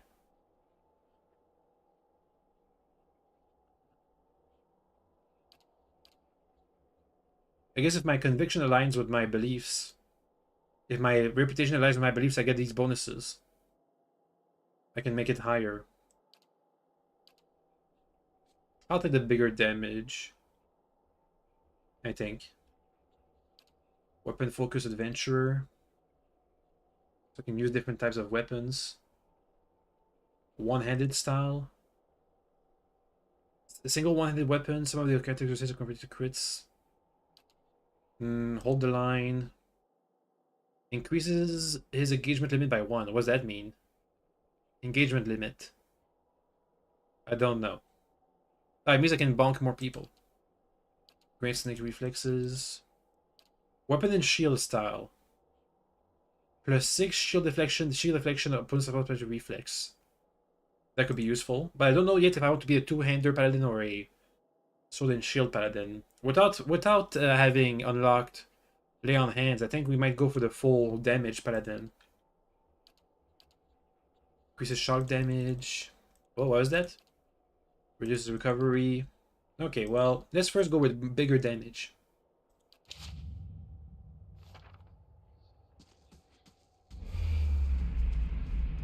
Heyo. That's not good. Also, I have no weapons. I chucked it earlier.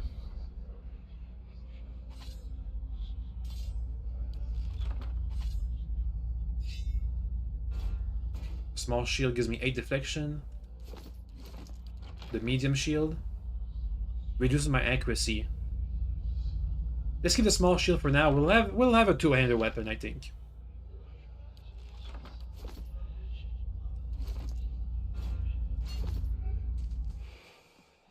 Spooky.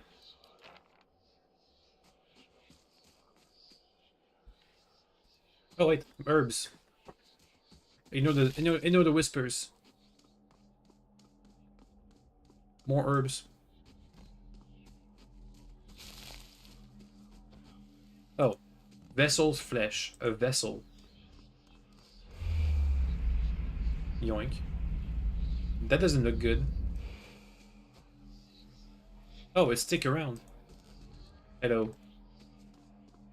This message structure is covered in stone, adra, and copper, covered in strange glyphs. What's with the copper?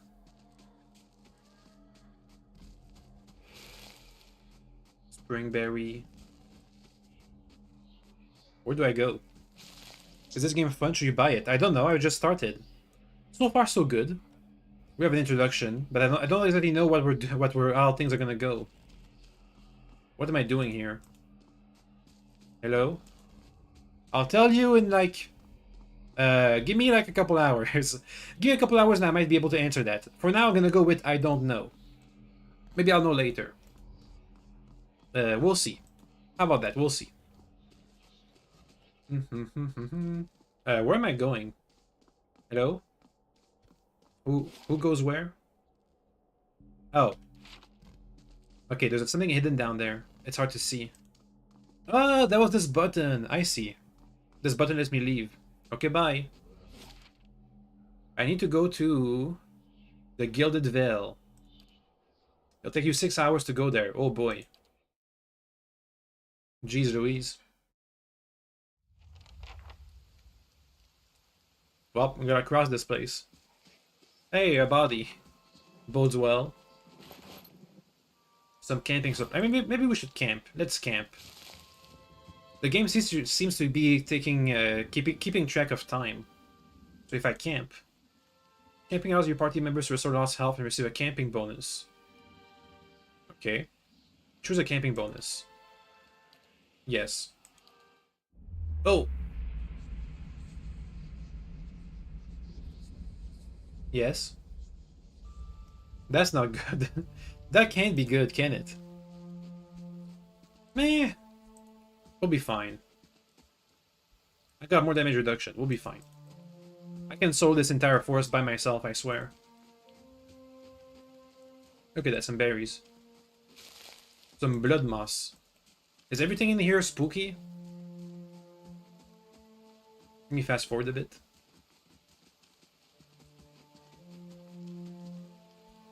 Is that a shadow? You guys see that? You guys saw that? There was like a shadow person. That is spooky. And more bodies. Did they all die when the contraption fired? Oh, a wolf. Sword them. Ooh, 30 damage. He's gonna die. One more. Boink. Boink. Boink. There he goes. Easy peasy. Look at that. I just went out fighting rats. I'll take wolves over rats. Whatever. You know what I mean. Another destroyed cart. The grass is still flattened behind the wagon's wheels. Barrels of cabbages, potatoes, and squash have been overturned and abandoned. Hey, money! Yoink. Did they just take their supplies all the way up here? Pieces of a crate scroll across the dirt. What happened here? A caravan that got attacked? By whomst? Oh! Because by these guys, outlaws. Fire sword them. Good we get to use these fire sword skill twice per encounter. Yep. I grazed them. We have high accuracy, but I rolled low. There, 17 damage, that's better. And they can't even hit me. Easy peasy. Boink. Boink. Ow! 0.8 damage. That hurts. Ah, 2 damage. Oh no. We're fine. Let's see, a sword. Is that better than my rapier? It's slower. It does more damage. But this rapier is highly accurate. Oh, I'll keep the rapier. Yoink. We've got some silver coins. Bandit camp. I don't think I can take them all on by myself. Maybe we can talk our way out of this one. Too bad all my party members died back there. I can't. There's a body over there. I see you, body. You know what? Let's go to the town. Let's come back here once we have an actual party of adventurers with us. Maybe that would be wise. Hated post. South the Gilded Vale. The good whatever. You know what I mean. Go. 8 hours. Okay. And here we are. It's nighttime. This place doesn't seem like it's gonna be really hospitable. Oh. Oh! It's getting worse. I'm never gonna find shelter. Oh, never mind. Shelter. You must be one of the new settlers. Welcome to Gilded Vale. You'll be pleased to know that we've had some recent vacancies here. A man approaches you, his skin as dull and grey as the distant village behind him. He scans you sunken, lifeless eyes.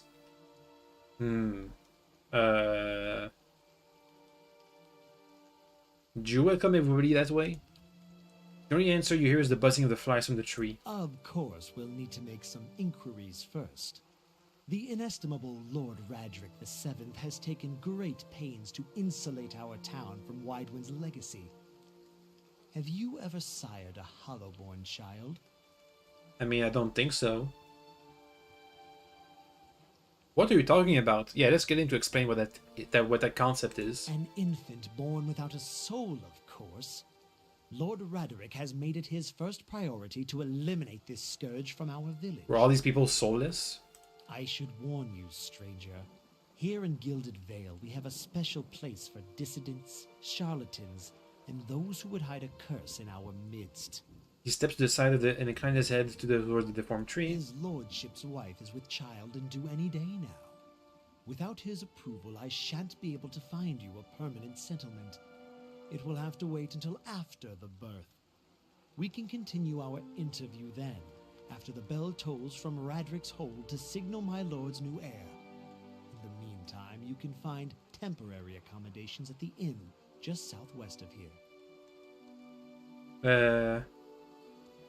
I've been feeling strange ever since a close call with a bivouac. Is there someone in town who could help? Whatever your problem, it sounds like a matter for an animancer.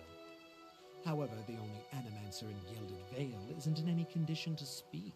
In the tree. Dang it. Consider yourself fortunate. After she failed Lord Radric, we saw to it that she wouldn't profit from the misplaced trust of others.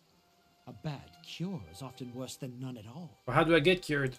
But if you're set on finding a bottle of troll piss or a dead Audra pebble to rub on your forehead, you're welcome to check her pockets. A little corpse stink is nothing when you're digging for shit. My advice, however, is to be satisfied that you escaped and leave it at that. Yeah, but I'm sick.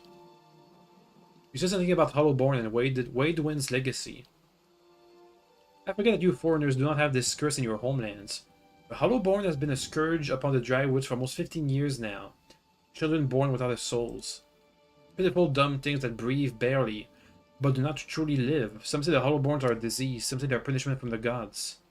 In truth, no one knows, but they began spreading after the Saints' War, and so the name Widewind's legacy stuck in honor of that foul, blasphemous pretender. Lord Redric's decrees may seem strict at times, but he has our best interest at heart, okay? Some people conducting a strange ceremony. You'll want to mind where you mentioned that. Trespassing on Angleton ruins is illegal, not to mention dangerous. You probably saw someone attending to some new rituals to appease the gods. People will try anything these days. As they finished, there was a bivouac. If you had been close to a bivouac, you wouldn't be standing here. Okay, well, whatever. Oh boy. Listen! Oh, the bells. 2 tolls. Let that be the last. 3. Gods have mercy. Oh boy. It seems your arrival is ill-timed. Urjet looks out towards the east, his expression unreadable. He blinks slowly, and turns his attention back at you. 3 bells toll only for the death of a Radric. Oh boy. I fear Lord Radric's heir is lost, or else Hollowborn, and so lost all the same. You should tread carefully. Circumstances have changed a great deal. A peculiar spasm crosses his face, and the corner of his mouth quirks up into a smirkless smile.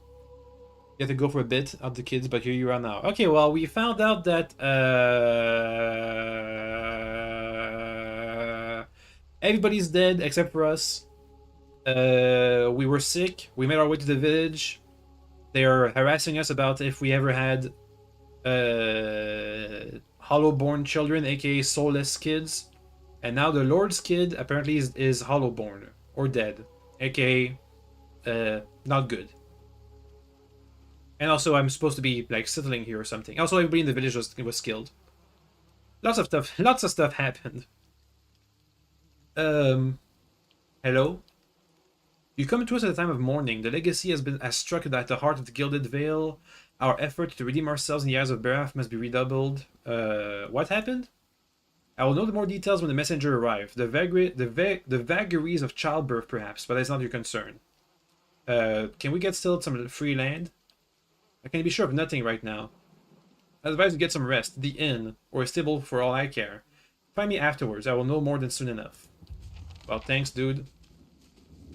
So the people who are supposed to heal me are in the tree somewhere. One of them is, at least.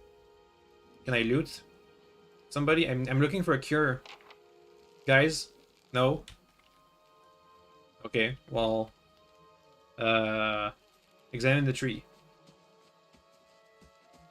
Yo. Scattered between the roots are bracelets of twine and bead. Wilting flowers and notes half erased by rain. And there's like a cellar down there. Oh.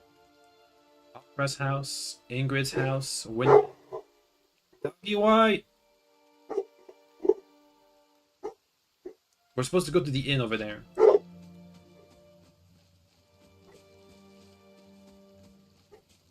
Doggy, stop, shut up! Eh. Angry townsman. You see 4 people gathered by the door of the inn. Their raised voices and shopping gestures suggest an argument reaching its climax. The first figure raises his hand for calm. His face is partially obscured by a hood, but this height and stature suggests an elf. I meant no offense. Let's put this matter to rest over a round, shall we? My treat. I'm pretty sure this village just got massacred. Hoping to soothe our pride with a few Adira coppers, eh? We don't need your coin. The other 2 folk, men and an elven woman, don't look convinced. What is it? One of the other men points at the hooded elf. His eyes are red from drink, but his gaze is focused. Mocking us even while we shelter in our village. He just goes to show what these fancy Edir manners are worth. We don't take that kind of treatment, not from foreigners, especially not from Edirians. Go on, say it again. I'm itching for an excuse. Why, you're itching for the kindling touch of your sister, you cocksfeather! Oh boy. I'll cut that barrel-looking tongue out of your head. A collective cry of outrage rises from the 3 locals. This is a misunderstanding. I didn't say whatever it is you think I said. We've nigh quarrel. Horror and shock paint themselves across the elven man's face in broad, hasty strokes. He plants his feet. Something surly and raw flickers through his eyes. That's where you're wrong. The elven woman draws a blade.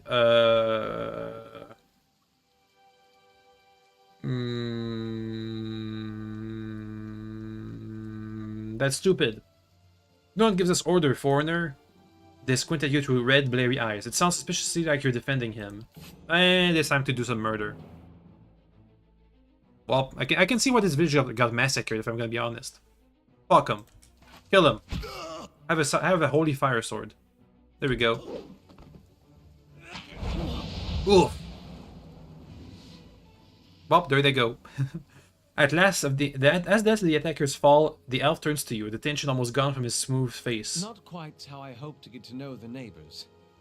Thank you for your timely assistance with that awkward situation. You mean for slaughtering them? You're welcome. I mean, I guess I could... I mean, okay. Courtesy is a rare pleasure in these parts. Though your accent suggests that you are no more local than I. He straightens his hood, and you know the remains of fraying embroidery on his gloves. His boots are caked with the dirt of many months' travels, but the leatherwork beneath it is sturdy and fine. Well, I suppose introductions are in order after that little fiasco. Aloth Corvusser, at your service. Hello. Just a quick FYI, the last companions I had all died, so please take that into consideration. Talk to your insurers. Who are you? Well, I'm a wizard by training. and Hey, a wizard. an adventurer by necessity. I'll take a wizard. I was born in the Seathwood, part of the mainland of the Adir Empire. Add the Both Empire. of my parents served the nobility. That's how you say which that. afforded me an education for which I am grateful. However, there were no open positions in those houses, and so I decided to seek new means in a new land. And how exactly did you come to be here? I was traveling with a caravan, but we were separated from near some In ruins. Griffin Ruins? Well, those can be dangerous places during the best of times, which these are not. And half the locals would arrest you for trespassing, and the rest would kill you outright. I'm curious. What exactly... Maybe I should stop saying I've been to the ruins. Everybody tells me that people are gonna kill me if I keep saying that. I saw some hooded figures operating a strange machines. And kill everybody. Olaf goggles at you silently, apparently assessing your earnestness. Finally, he gives you a clipped, awkward laugh. You do manage to find yourself in rather interesting predicaments. I mean, that strange machine was way worse than just killing 3 random guys. What are you doing here? An excellent question. I came looking for fresh air and cheap land.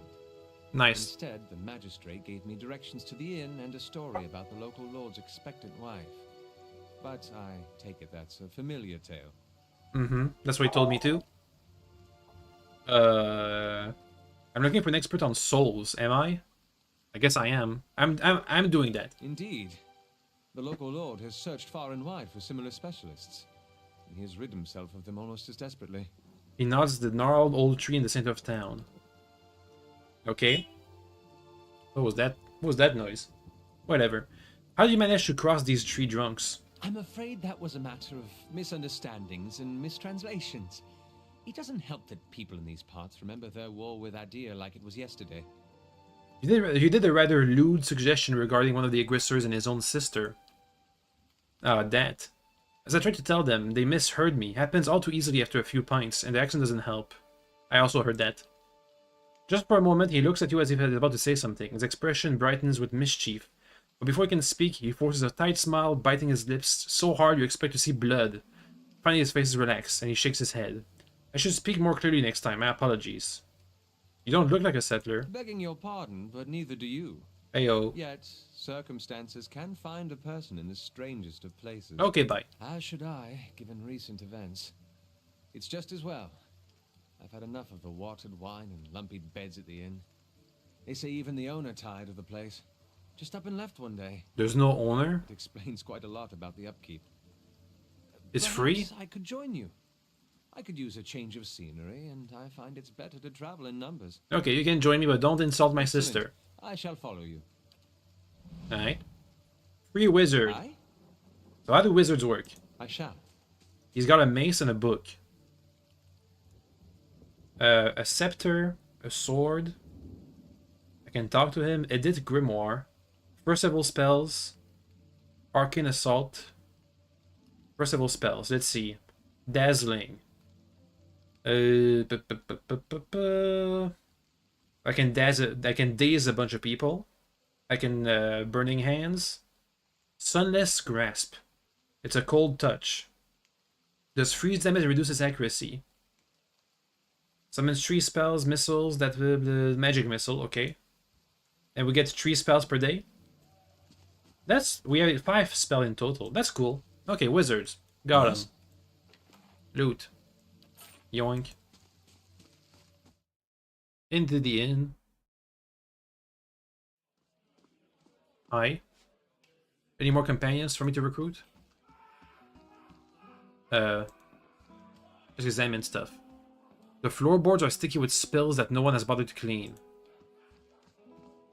Some kind of brown slop is congealing in these dishes. It smells burnt. Ew. Hail and well met. Greetings and welcome to the Black Hound Inn. The innkeeper bows her head curtly. Please sit where you like. Would you like a drink or a room? We have 2 available at the moment. I'm afraid you can't offer much by the way of a good meal today. Unless you're fond of cold porridge. Anybody else who's looking for some... Wait. I'm looking for... I could use reliable help. Do you know anybody looking for work? I wouldn't say I can speak from experience, but I do have a certain sort of coming by looking for work from time to time. If you want to hire someone on, I'd be happy to send them their way. Oh, I can make... Okay, I can make new party members if I want to. Alright, got it. Greetings. Hey, I'm back. Can I see what you have for sale? Sure. Al opens his mouth but seems to reconsider. Nothing for me, thanks. We're running a little short on goods these days, but we ought to have more soon. Looks like if he gets drunk, he's gonna have something special. I have some beer in my inventory, I think. Let's give it to him. Let's talk to him first. Yes? Hello, sir. Tell me about the Empire. I've gone from more than a year now, but I suspect I'll always think of the forest and fields of Aedir's as my home. We've 1,000 years of histories and tradition. Of course, there's baggage as well. It's been difficult to adjust to the dire woods. More informal, hot-blooded, but as long as your one avoids provocation, it's easy enough to get along. I've gotten accustomed enough to keeping my thoughts to myself. No, you haven't. How long were you in the Gilded Vale? Not much longer than you. I've been here for like 5 minutes. Okay.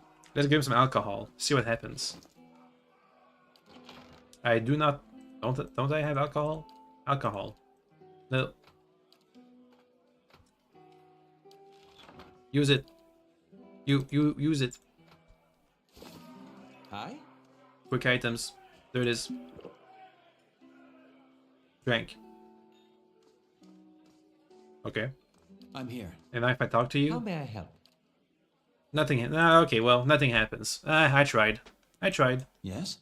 Back to it. Let's keep you. I want to know more about the Black Hound. Really? Well, let's see. The actual building's been here for years, but the Black Hound's fairly new. We've got a lot of new faces in here too, fewer than we used to, I'll admit. I used to work the tables actually until the old owner up and left. Nobody's sure what happened to him. He even left his poor hound behind. That's the name of it, you see. The Black Hound is sitting upstairs spinning after him. Poor old girl. Are you sure he's gone, or is he like gone, dead? You only serve porridge? Olaf looks at you and shakes his head quickly. Isn't by choice, I assure you. We used to serve some of the finest meals in the Direwood, but we had a damnable run of luck. It's been a bad season for the crops and we're running low on supplies. I see 10 Firth up north and to stock up. I sent 10 Firth up... Well, I sent 10 Firth up north to stock up. 10 Firths are cooked, you see. An artist with a good roast.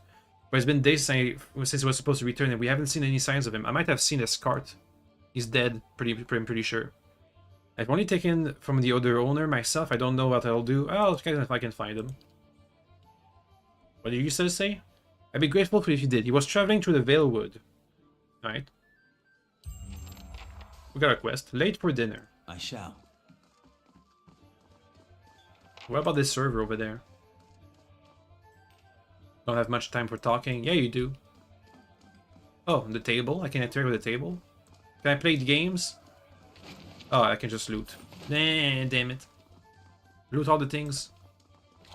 Yoink. Get into the kitchen, loot all the kitchen. Oh, there's a bunch of cabbages. More beer. Oh, that counts as stealing if I do that. Whoops. My bad.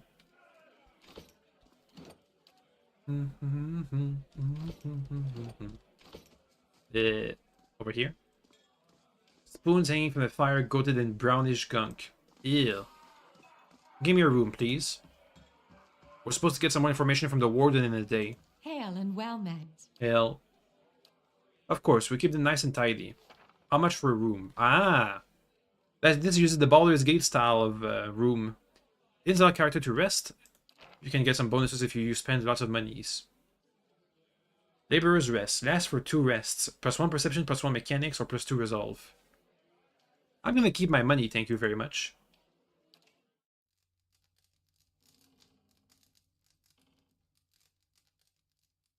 Oh. Oh. Your sleep is restless and fevered, assaulted by hisses and whispers, blanketed with a suffocating anxiety. You open your eyes and to awaken and find yourself in the front of the Gilded Vale's gallows trees. The creaking of its ropes growing louder in your mind until the sound is deafening. Hanging from the tree is an old dwarf woman, whose face has shriveled inward like moldering fruits. Her head hangs limply to one side. As you look at her, she looms larger and larger in your mind until she is mere inches from your face. Suddenly her head snaps up and her eyes open and they are empty, and behind them is a vast nothingness that makes your stomachs drop. Her mouths slowly part, and with a gust of rancid air she speaks a word. Watcher. You jolt awake, the foul smell of the dwarf woman's breath still permeating your nostrils. Sweat runs down your face in thick droplets and your skin is soaked from head to toe. You remember the woman. You remember seeing her decaying face when you spoke with the magistrate. He called her the Animancer. Though it fills you with a new and queasy apprehension, you feel a strange compulsion to see this woman once more, and confirm if she is truly dead.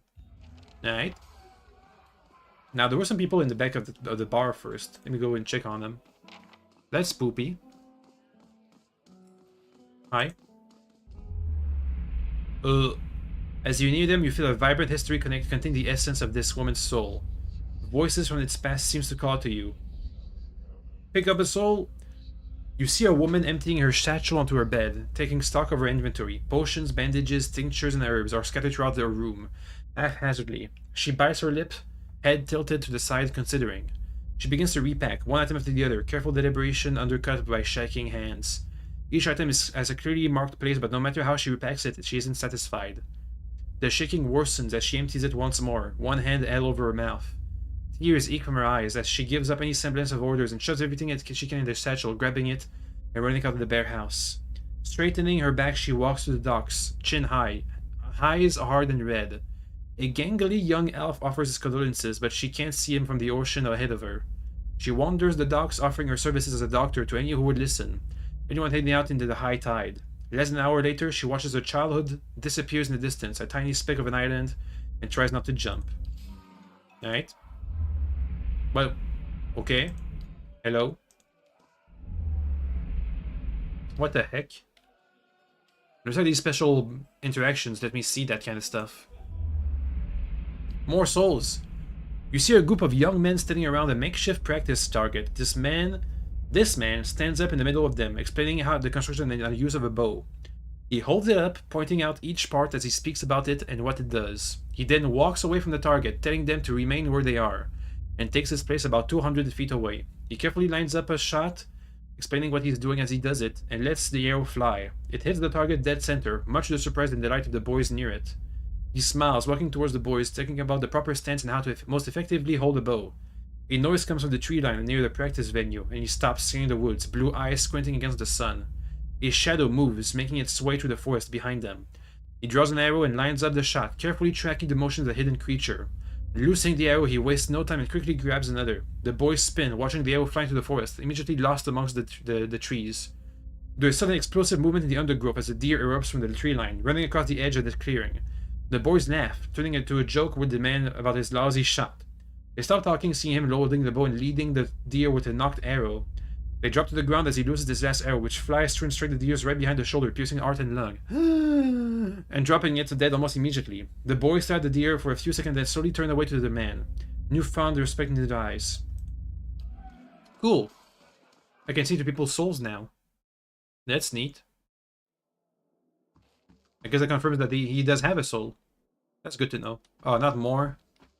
There's so much talking I have to do. Okay, go. Look into his soul.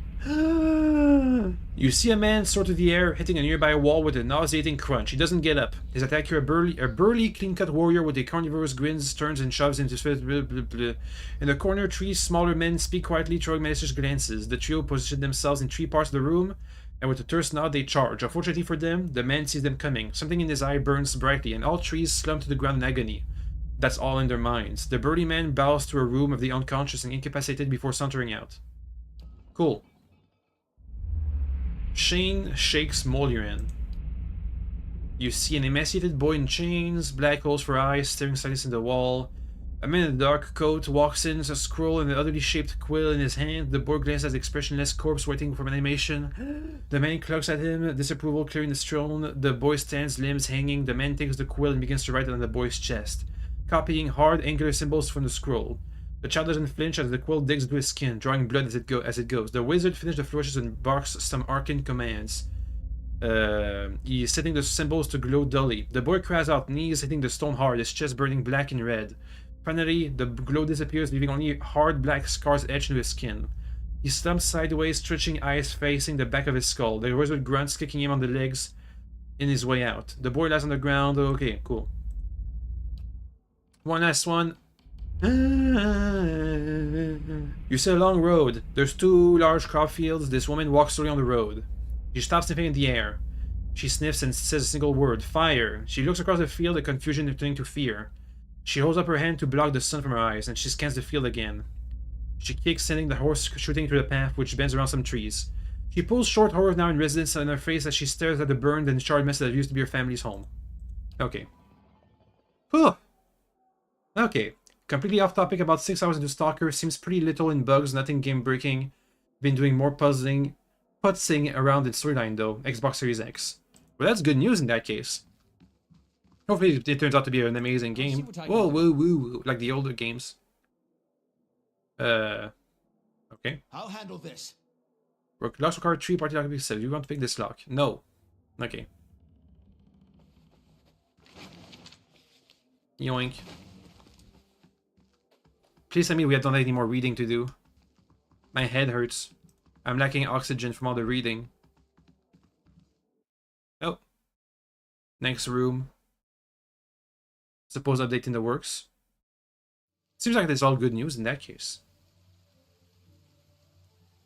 Let's go and check on the dead dwarf woman by the hanging tree. These guys over here have messed up trees. Look at those. I told you that's not the pistol. You guys have firearms? Or is pistol an old timey word for the same concept? Hey, sir? Were you looking for someone in that tree? I could introduce you. Looking for anyone who can help me feel better. He gives on the nod as he takes a long way to drag from his pipe. My condolences. Alright. Hello, dwarf woman. Caldera de Barazzini. The squat, distended body of an elderly dwarf woman dangles from a thin, crooked ball that sags as the tug of her noose. The bloated purple flesh of her neck, worn away in patches like moth-eaten linen, bulges over the rope that suspends her. Her lifeless head lolls forward rigidly from one side to the other when the breeze shifts. You perceive a faint glow around her that casts no light on its surrounding, but there's a tepid warmth to it, and you feel somehow you could reach it and touch it. Not with your hands, but with some aspect of yourself that is no worldly dimension. You take a deep breath, clearing your mind, focusing on your objective. As you exhale, you feel yourself spreading out towards the hanging woman, perceiving all that lies between you and her with a new, unfamiliar awareness. Once you've expanded it enough to reach her, there's a sudden jolt to your mind, a ringing, electric surge of images and words and sounds. Involuntarily, you shut your eyes and feel yourself being pulled down to some deeper consciousness, in a space occupied only by you and the hanging woman. And when you open them again, she's staring at you with eyes clouded with a milky fog, her body still swinging in the wind that you no longer feel from the tree that stands pinned in the misty void. The woman gives you a slow nod of her head, the rope creaking as she does so, and she smiles at you. Have you come? Have you come here for me, dear? Or have you gotten lost? Ah, it is both, I think. Yes? How can you speak to me? Is that what we're doing? Perhaps it just seems that way. Perhaps it is the easiest way for your mind to make sense of it. I think it is a very good choice. Well, you didn't answer the question. Am I imagining this? No, I think not. A pity that. It would be simpler. A mercy even. To not have to wander anymore, no? Alas, we are here, you and I. Wherever here may be. Okay, well, can you tell me what's happening? She nods, I look at pity on her face as though consoling a child. The world looks a little different than it used to, is that it? Feels like you're noticing things for the first time that have always been there. You have seen past the shroud. It only takes an instant. Your soul remembers, yes? Remembers how it sees when it leaves the body, like being reminded of a dream you had forgotten. What? You are a watcher now, and a watcher you will stay. You've seen past the shroud, and your soul remembers. So when the big machine killed everybody and we didn't die, we had a vision. I guess that's what this is about. So what's a watcher? What indeed? Long hours have many animancers spent studying such things. Not I, though. Not I. I'll tell you what I know, though, since fair is fair. And here we are, visiting, you and I, and it reminds me of better times. Souls pass on. Some say through Audra stones, which are the blood veins of the world. They leave the world for a time and are reborn into it, sometimes more than they were before, but usually less and seldom the same. For all souls there is a time where they do not live, yet have not passed on. And those souls roam the world, same as you or I, either leaving or lost. But no one sees them because they have forgotten how. So I can see ghosts, is what you're telling me. A watcher sees, though, knows what to look for. And sometimes they know a person just by looking at them, know where they've been in ages past when their bodies were other bodies. Ah. See memories even their owner can't recall. That's what I've been doing. A wonder to behold when all goes well. A wonder. So she said that when souls pass on and come back into the world, they're usually less than they were. Sometimes more than they were before, but usually less. Maybe the Hollowborn plague of a bunch of babies being born without a soul is that there's well, either there's too many people, which if there's a not infinite number of souls, let's say there's a gajillion souls. No, let's say there's a million souls. No, let's say there's a billion souls. If there's 2 billion people on the world, then there's gonna be 1 billion people without any souls, right? Because there can't be any more. There can't be new souls because it's all the same. Anyway, there's not enough souls, too many babies. What did you mean when all goes well? Oh, nothing to be afraid of, I'm sure. It's just much to take in for some. Sometimes there's trouble sleeping or other difficulties. She smiles at you reassuringly, fanning out a tuft of long whiskers that sprouts from one of her cheeks.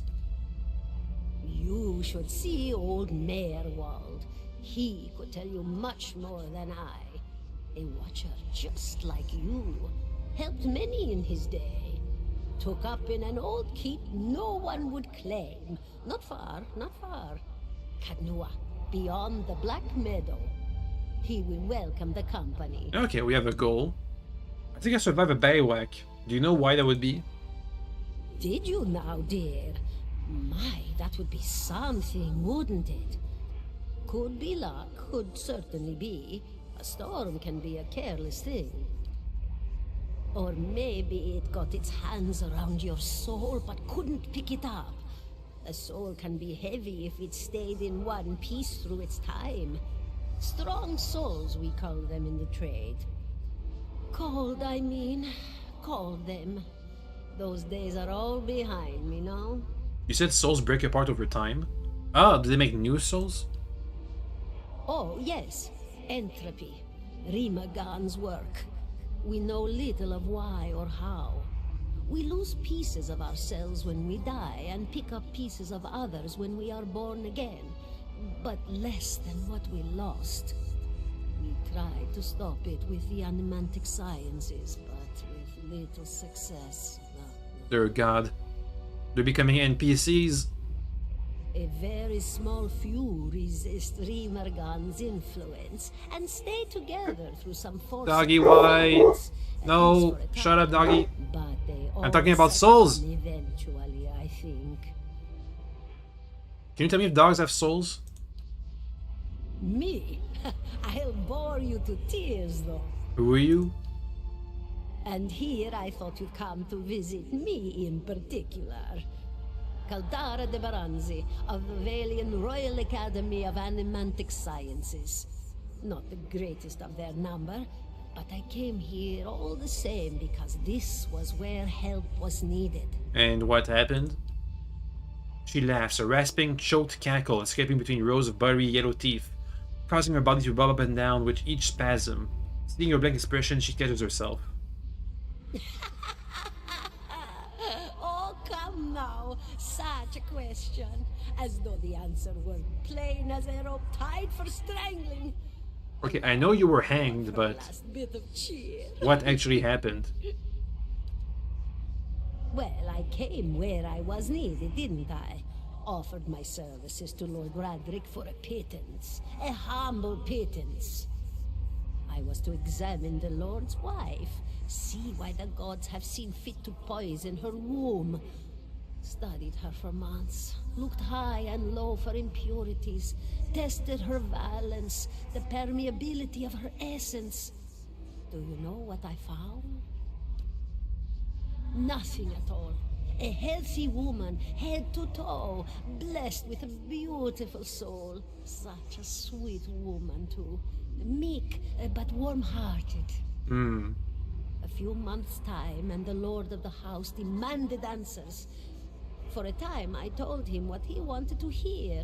Oh, yes, my lord. She is riddled with imbalances. I must have time to cure her. As the birth drew near, he grew impatient, as lords do. And this is where I've ended up. Okay. I mean, I guess depends on what was wrong with the lady. Either you were really bad at your job, or, you know, you got unlucky. Skill issue. A student of the soul. Something so basic, yet so poorly understood. But so many breakthroughs have been made in my lifetime. Had been made. Had been. To hear the locals tell it, we're a gang of soul manglers that preys upon the weak-minded. And the worst of us are. But the best of us? The best? Inspirations. Miracle workers. My parents were soul twins. Miserable before they met, empty inside. It was an animancer who helped one find the other. Oh, that's Turned cool. their lives around. You wouldn't believe the stories. Amnesiacs helped to remember their lives.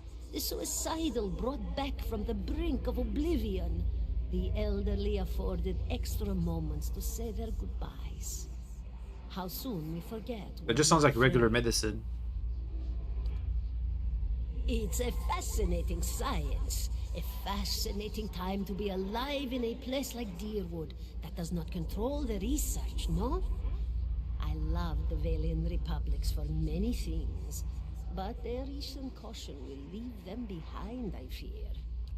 Okay, bye. Goodbye, my dear. We have a destination. It was lovely visiting. A keep beyond the Black Woods, I think it was called. The Black Hills? Something like that. Caldera closes her eyes, and her head slumps forward and over the noose, and your surroundings seems to bleed into your vision from some unknown place of waiting. I was granted a Crucible of the Souls. What does that mean? Alaf looks at you through narrowed eyes. Are you alright? You seem lost just now. I'm a watcher. His arched eyebrows recede to his hood. Well, that's interesting. And I expect this has something to do with the hounded figures in the ruins, huh? In any case, I appreciate your honesty. Since we're turning together, it's probably wise for us to share these things. Do you know anything about it? Only they are rare and they seem to have a unique insight onto certain soul conditions. Alright. So I've gotten a new skill. Yes. Crucible of the Soul. The Watcher unravels the vital essence of his or her enemies, getting endurance in the process. What? Once per rest, I can drain people of their health. Am I eating their souls? Of course. Cool. 17 and a half. Of course. What did you just say? 17 and a half? 17 and a half. Well, could be 18, depending on how you count the dwarf woman. Uh-huh. The people hanging from the tree. 18 of them. Well, last I counted, anyway. Is that what you people do for fun around here? Name's Adair. Though to the people around here, might as well be 19. You're gonna get hanged? I hanged? put you much higher than 22, 23 tops. You look like the sort that likes to get involved. Are all hangings are all hangings done in this tree? The dwarf woman. Like all You were the entire trying to kingdom? figure out whether to count her as a full person. I think you oughta. What makes you think I was interested in the dwarf woman? I was smoking over here, saw you staring at her. Twice I refilled my pipe. You never so much as blinked. Your mouth was so slack I took you for a Radric at first. I don't drool half as much. So you're already familiar. Still, you have to forgive my curiosity. Around here, we prefer to turn a blind eye to your dead. To our dead. You know what a watcher is? Careful, friend. Let's not use that word round here. Oh boy. There'd be any number of Radric bootlickers within earshot. Ciphers, animancers, watchers. Same thing in the eyes of folks around here, Radric especially. They come through these parts all the time with their cures, preying on the desperate. None of them are who they claim to be. Of course, seeing you with that funny look, I'd be halfway inclined to believe you were having some kind of communion with that dwarf. Either case, maybe I'm not 19 after all. No offense. So you think you're going to be hanged? Wait, did you just say I was going to be hanged? The town's had it in for me for a long time now. Only fellow who ever stuck up for me, well, he's number 18 up there. My headman on the farm. Used to be my captain during the war. The war? Saints War, only one in my lifetime. Fred decides is living the incarnation of Ethos, overthrows Red Ceres, marched on Red Drywood, so we gave him a Direwood hen hello. Who is that? We blew him up. Ah. Who is Ethos? The god of rebirth and redemption, formerly anyhow. Maybe they call him something different where you're from. Okay, why was your headman hanged? Got involved. Radric sent men down here the other day, said they had it on good authority that someone in the town was working with Kolsk, plotting Radric's overthrow. Said if he didn't come forward right then and there, they'd hang every last one of us. No one's coming forward, so Swithin, that's my headman, he steps up and says it's him. They took him at his word. Bound to happen sooner or later. If you're not plotting against Riddick, if not for plotting against Riddick, then for protecting me. What does the town have against you? Pick the wrong god. That's what it comes down to. Dang. Used to be a lot of Aethys worshippers in Gilded Vale. That mess of rocks over there, that was a temple to him, to give you some idea. Then one day, somebody named Widewind shows up on Deerwood's doorstep. Says he's the living flesh of Aethys. Got an army with him. Suddenly, Aethys isn't so popular in these parts. My brother Woden and me, neither of us believed it. No way was that Aethys. He enlisted, then I did too. But, he didn't make it back. Welp. After the war, people took to punishing Aethys worshippers, accusing them of treason. Got real ugly, especially after the legacy started. Folks needed someone to blame. I was safe because I fought, but then this rumor starts that my brother, that he was on the wrong side. And I wasn't so safe anymore. Until my headman stepped in and said they'd have to hang him to get to me. Seems that's no longer a concern. Of course, the townies don't do the hanging these days, but when Radric's men come, they got no problem doing the pointing. You can see why I was eager to leave. Who's Kolsk? Someone who got tired of all the hanging. He's on the run now. Probably will be until they catch him. If you're next to be hanged, what are you still doing here? Drinking, mostly. Point of fact, I'm on my way out. Just haven't figured where I'm going yet. Not a whole lot of places out there that don't think Wadewin's legacy started with Wadewin. AKA the Hollowborn babies. We can travel together. I'm going to some place called Cade Nua. There's an old watcher out there who might be able to help us out. Even remember I mean, me. Something about Me that specifically. years ago. He tamed that place. People would seek him out for all kinds of things. Troubles of the soul, questions for the departed. Of course, that was back when you didn't have to say watcher with a hush on your breath. A man such as that, there'd be things I'd want to ask him. Don't know why I never thought of it before. Not sure how I feel about setting out with a stranger. And a strange one at that. But, truth be told, you might be the only one in town who wouldn't feel some relief seeing me swing from that tree. That's a fine reason if I ever heard one. Alright then. Guess I'll do some sightseeing. Long as you're not the one picking the sights. Okie dokie. Now, any more dialogue? Are you a fighter? I'm gonna guess you're a fighter. He's a fighter. Hello. I hope that old watcher's still there. Why is it you want to ask the watcher in Cade Nua? Something about the past, about the war. I've been thinking I missed my chance to find out what I wanted to know. That old watcher, though, he opens up new possibilities. What did you do before this? Oh, other than the war, I never strayed too far from where you found me. Farming, mostly. I was never much for cities. Never learned a trade.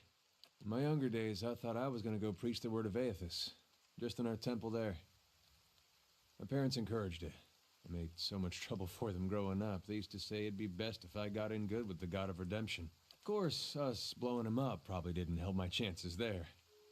But if anybody'd forgive you for blowing him up, it'd be Aethys. Uh-huh. Did the people of this place really try to kill you? They, they did. It was strange timing, because we just won the war. They celebrated when I came home. There was music and dancing. Trumbull used half his grain making this big honey cake. I still dream about that cake. Like having the best lover of your life, but only for one night. And they were all sorry That's to a hear cake. about my brother. Alright. Took a while for word of the purges to reach us. Aethasians being murdered in the streets. Cold morn and the like. No way would they let something like that happen in Gilded Vale. That's what they all said. But the weeks went by and the purges spread. Pretty soon they weren't so sure my brother fought for Deerwood. And they weren't so sure I did. Caught me by surprise after all the celebrating. Should have seen it coming after the tailor said he was gonna fit me for some new clothes, but then all he wanted was my neck measurement. Nice. Nah, not that last part. Oh. But you had to think about it. Says a lot about the place I've been calling home all these years. Why'd you stay for so long in a town that hated you? Well, I'm sure my parents are still wondering the same thing. The Aethasian purges were like this madness had come over the town, like a disease. Seems like when you see something like that, your instinct is to wait for it to pass, even when you know it probably won't. The family whose farm I worked on, they had a little hollow-born girl. And they heard the Animancers had this cure, the salvation it was called. They went running. Wait, so Hollowborn people can grow up? Or at least not die immediately? This salvation, they were putting animal souls in children. Oh. You might have heard about it. Giving them enough personality to care for themselves. You can guess how that turned out. Matter of time, the children broke down. Became wild things. Monsters. That's pretty bad. Anyway, these farmers put the family dog's soul in their little girl. For a while, the girl, she's making eye contact, she's feeding herself, albeit in a kind of messy way. And one day she snaps. They found her gnawing on her brother's bones. Had to chain her up, put her in a cow pen. Well, the mother, she wouldn't have anything to do with the girl after that. But the father, he'd visit every day, feed her chickens, toss water on her once in a while to get the dirt off. Most of the village, they'd whisper about him. Poor man, they'd say, sick with grief. That's pretty bad. He was just waiting for his daughter to look up one day and recognize her papa. He was waiting for her to get better. Didn't understand that at the time, of course, but these days I think about him a lot. And do you have any family? He talked about his parents. Just my parents now. They took a ship back to Adir when the purges started. Wanted me to go with them, but I didn't see the things like they did. For a long time since I've seen them, right? What's on your mind? I was wondering about Aethys. It makes two of us. I guess I'm not a worshipper of Aethys. What is it there to know about Aethys? If you're looking to find religion, maybe you want to start with a god that hasn't been burned to dust, but I won't stop you. Are you... Wait, are you saying that because you killed the guy who called himself the living incarnation, that you don't... that he's dead? Aethys, he was a young man with a silver crown. Carried a candle around with him. Sounds like I'm giving a bad eulogy here. Maybe he's already dead, and the guy who said he was living flesh... Maybe the god was dead, but was still being worshipped, but then somebody came around claiming to be the god. Something. He was a lot of different things to different people, I guess. Rebirth, redemption, light. Out in the country, he's gone, the farmer, who helps all things past, season, and people both. He watches over the weak, he does gone. Season balance made right. You could see why all the copperless rowdies around here might take a liking to someone like that. He was real popular here for a time. These days you won't find too many worshippers. It's hard to know who still does it in private and who's given up. Feels like this, I'm the last of the ones sometimes. If that's the case, he deserves all the warning. Right? You still worship him? In my way. I don't suppose he expects me to show up at his temple these days. Not much left to do for him other than keep his memory alive and keep hoping that he's just been playing a joke on all of us these past 15 years. As far as I know, he hasn't said anything to anybody since the God Hammer detonated. The what? If it turns out he's not dead and I give up on him, I'd have betrayed my God twice. Even the God of Redemption's gotta have standards. I'll probably be reborn as a fat Almama's horse. They're not really it, though. That's not all of it, anyway. I guess it's more I still believe in the things he believed in. I just hope his death doesn't mean the death of all those things as well. Why did you choose to worship him in the beginning? Raised that way. My family's been Aothasian going way back. Suppose it wasn't much of a choice at first. Don't know for sure why my family started worshiping him. Probably because of Gon looking after folks like us. Could just as well be that my ancestors did something so bad only Aethys could forgive. Explained a lot about where I've got some of my less respectable traits. You only worship him because that's how you were raised? There was something I genuinely liked about Aethys. Always. Like he understood people better than the other gods. Knew all our flaws and weaknesses and accepted us for that. Folks are at their worst when they're afraid. A god like Aethys, he made you realize there was nothing to fear. Made you a better person. Well, he's always talking in the past tense when he's talking about the god. Of course, he goes away for a few years, and look what happens. What made you think Wade didn't speak for Aethys? Was his actions. Not when he started his rebellion, and not even when he took over Raed Saris. It was when he sent his armies into Deerwood. Up to that point, he was sticking up for his people. That's what Aethys does. At least the Gon part of him. Those farmers were starving and the government didn't lift a finger. I figured if it wasn't Aethys himself, at least he had the right idea. But then he sent his armies across the border. He even crossed it himself in the end. Word was he was chasing refugees that escaped the rebellion, wanted to punish them and punish us for allowing them to live here. That just didn't fit for me. Those are the deeds of a vengeful god, say Skaden or Wedika baby. Or just a man who'd lost his sense. I still have trouble believing in it, but there's no one left to ask if it's true. What about the purges? You sure you don't want to talk about something more pleasant? No. The War of Black Trees or the Legacy or something? I mean, I'd like to talk about that too if you want. I don't know what that is. It's eye-opening, seeing how naked you are when you've got no god to protect you. The Saints' War was as hard to be a Deerwood. The Saints' War was a hard time to be a Deerwooden. People thought it was the end times. They talked a bit about how we were going to be defeated God, but I don't think there was a man from here to the White Marshes didn't think he was going to die. It did something to you, thinking you're going to die at someone else's hand. There's a rage that comes, indignation. Imagine a whole country full of that.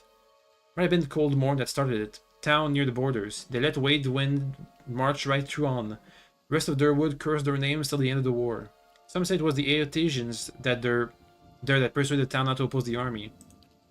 It was like the Legacy that way. No one knew the real reason, so they just picked whichever one best suited them what they wanted to believe. Either way, the town was burning before the first ashes of Aothas hit the ground, and it felt good to the people here to be in control after being so helpless. So the fire spread. A lot of us Aothasians went the way of our god. There were claims from the Church of Magran that she'd actually commanded the purges. I found that hard to believe. That's what I thought about Wadewood. Okay, bye. What's on your mind? Let me check my codex on I forgot the name already. What? Aothasian? Aothys? Aothys. God of Rebirth, Redemption, Dawn, Spring and Light. Traditionally shown as a man bearing a candle and wearing a silver crown, believed to have possessed the body of the Red Seren farmer Wade Waden during the Saints' War and been destroyed along with Wade Waden at the end of the war. Oh. Really? I guess, apart from his own believers, everybody else thinks that, maybe. Hey sir, any news? There's a sellsword. I have received confirmation that Lord Radric's heir was not born well. My lord has issued an injunction on all new homesteads until he can be assured that the village has been cleansed of all Aothasians and whatever other undesirables that have brought this curse upon his lands. It would be best if you left town as soon as possible. I would suggest returning to your old home. There will be no place for you here. You may stay at the inn until you can make the necessary arrangements, but I would not advise remaining long. I expect Lord Radric will be most thorough in his efforts to purify this place. Tell me about the Lord. He comes from a line of nobles who have defended these lands since Aedir times. Radric II was an early supporter of Direwooden independence during the Revolution, and the current Lord's father perished in the Saints' War. Hollowborn began appearing in the Direwood shortly after the war's end. Lord Radric has taken upon himself to purge the curse from the Gilded Vale. His measures have been severe but necessary. Unfortunately, it doesn't appear to have been enough to protect his heir. The Saints' War? Our age, the most egregious example of man's madness. 15 years ago, the people of Red Seras decided that Waidwaden, their living saint, was the little incarnation of the god Aetus. The supposed saint took it upon himself to liberate the Direwood, supposedly from allegiances to less worthy gods, but I've never known any army to conquer the land for its people's own good. The war lasted about a year, but you can guess what that year did to the worship of Aetus in the Direwood. Lord Radric's forebears have all been Aetesians, but after this father fell defending us from those fanatics, the person saw that the temple of Aetus here in the town was shut down. If you have any other questions, I don't hesitate to ask. It's important that everyone in the Gilded Vale understand our rules. Give me more.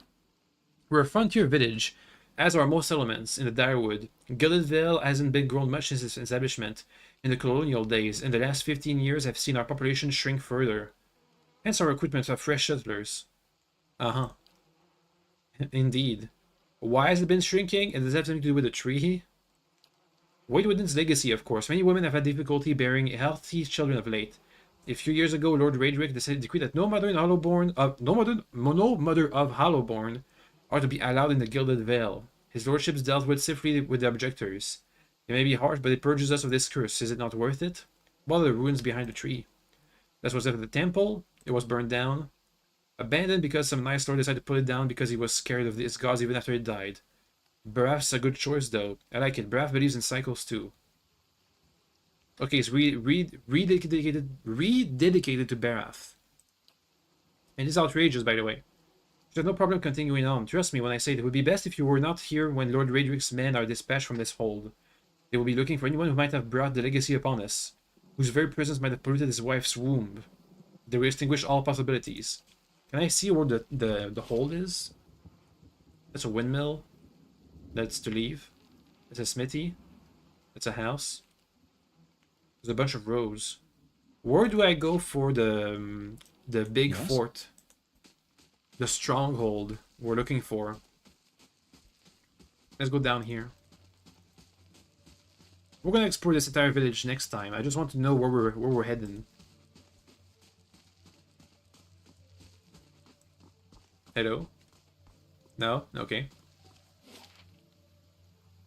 Oh, it's all the way out here. We have to follow the road all the way over here. Well, this is a big map. Jeez. In this case, we have to go back to the Valewood. We have a quest for that place. Let's explore this place and pick up some quests. So tomorrow we can. Let me go to the smithy. Let's go to the smithy and buy some stuff. And check out the temple. Also, we just leveled up. Leveled up. I'm level 3 now. Here's some lore. Here's some athletics. Oh, okay, I'll take that. Lay on hands. Wait, I get to pick one. Lay on hands. Zealous focus. The paladin's intense and pure conviction instill clarities of purpose into him and our allies, increasing their accuracy and converting a portion of grazes into hits. Can be active with other zealous auras. Oh, so it's an aura. Focus, charge, more movement speed. Okay. Endurance. Damage reduction. And converts incoming hits to grazes. That's really strong. Plus 3 damage reduction. And 15% hits convert to graze. Oh. But this one is 50% graze converts to hit plus 6 accuracy. I don't know what's better. I don't know. I'll take. I won't lay on hands. 2 per encounter. That's amazing. Wait, no, that's not. No, it's not. It means we can heal mid-fight, but we haven't had any problems with health mid-fight. In fact, we're pretty endurable. Let's take the aura power. Okay, cool.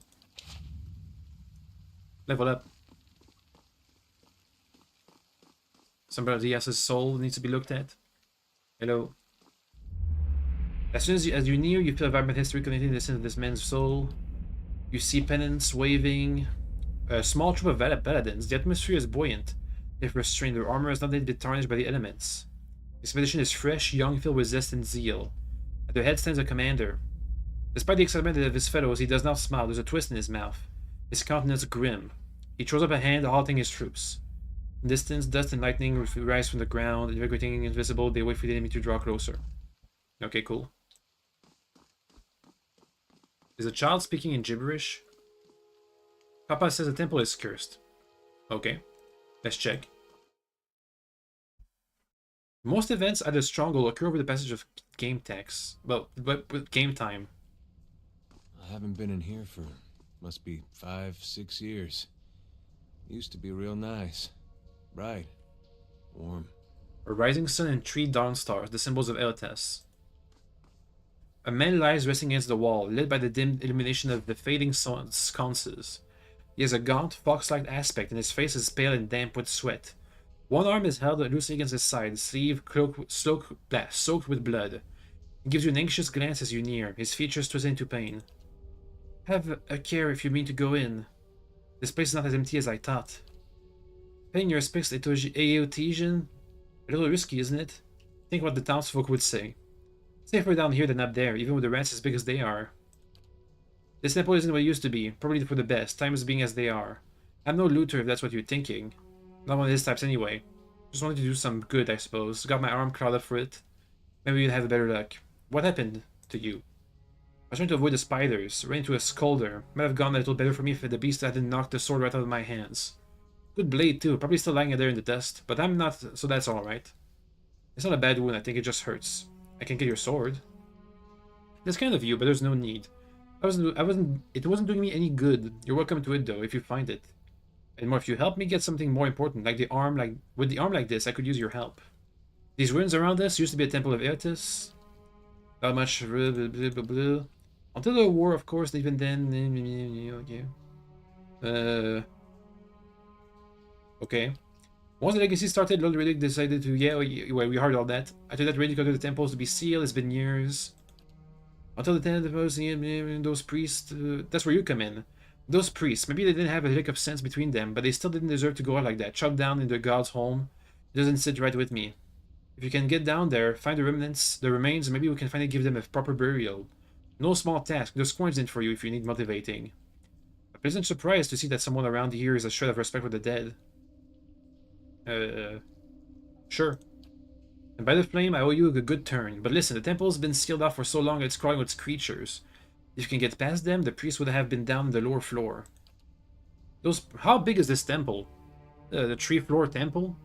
Those priests are all kinds of secret chambers, switches in the wall, sticks, sconces, that kind of thing. Keep an eye out, and take care. Okay, we're gonna explore this tomorrow. Jeez. That's the second quest we have for today. Okay, let's go to the smithy. Let's gear up first. I'd like to get some better armor. Ooh, a two-handed sword. We can go full melee damage. With my aura that upgrades our defense and damage reduction, I might be able to ditch the shield without losing too much armor. And gain much more damage, or something. Is this a smithy? I think it is. Hello, smithy. Hi. Give me gear, please. I got a bunch of stuff to sell. This man and woman appear to have been in deep conversation, working at closing 2 bulging satchels. They move to embrace until the woman notices your approach and pauses, her smile faltering a little. Well met, friend. Can we help you? Do you know this man, Noten? I don't believe so. Was there something you wanted, stranger? You seem to be in a hurry. Yes, I imagine so. We're packing for a trip, actually. I've been meaning to visit Defiance Bay, and... well, in truth, I think I've had my fill of this town. It's time for some new scenery. Okay, but anybody else gonna do the forging? If you're looking for work, I'd say you have a better chance of it elsewhere. Whether for the Defiance Bay. Okay. Maybe this wasn't the smithy. Smithy? Hello? Yeah, okay. It was one house below. Oops. My bad. There it is. There's a marking and everything. Hey. Give me money. Oh, that's a big smithy. And we have some people with special souls. Let's check the soul guy. The soul guy. Let's see. You see a man crouching. His eyes are locked on the denim again. Beautiful and terrible. Eyes half lidded in as she hums. Half smiles. She does not speak as she approaches. His mouth is dripping with sounds of awe and admiration. Something changes. She sees some things hanging limply from his side and begins to hiss. Fingers suddenly claws and her eyes black with hate. He has no time to reach for his axe or grimoire as she strikes, and just as soon as he strikes, she is gone. The only evidence of her existence, the shuddering wreck on the ground. He turns and shrugs at someone of something, but you can't see it. Okay, well, whatever. Dugan Steelcaller. Group of adventurers, moving across the combatants as Rich counterpoints to the chaos of their fighting. With every phrase, the battlefield changes. His allies go with a pulsing blue light, freezing the Xorps that surround him. Man continues to chant, his eyes stand back as the man approaches it, still chanting. He removes his hammers and swings it in the Xorp. His phrase ends as the hammer connects with the head. Okay. Cool. Apprentice man? Nothing. Sir? The Omoa man is an impressive build, towering above the countertop.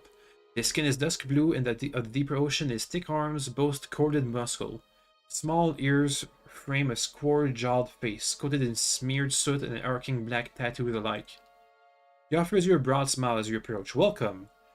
You're the first new face I've seen in quite some time. What can I do for you? Is this your shop? It is. Okay, cool.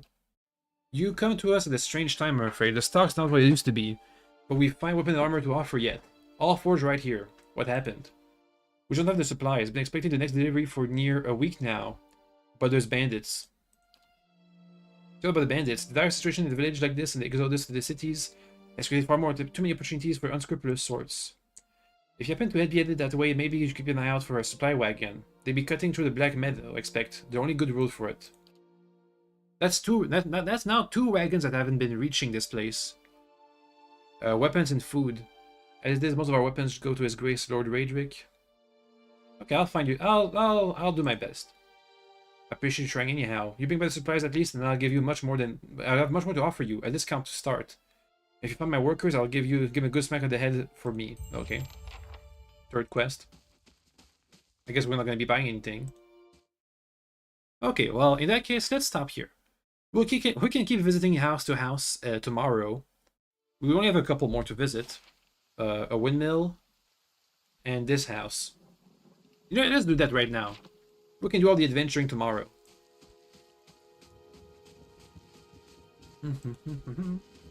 First, the windmill. What weapons does... we know there's more grain in their trouble. We won't settle for scraps while you grow fat on our crops. A muffled shouting emerges from inside the mill. The first of you drunkards comes through that door, gets shot between the eyes. Gods, hear me, Swaymer, I'll put you down like a dog.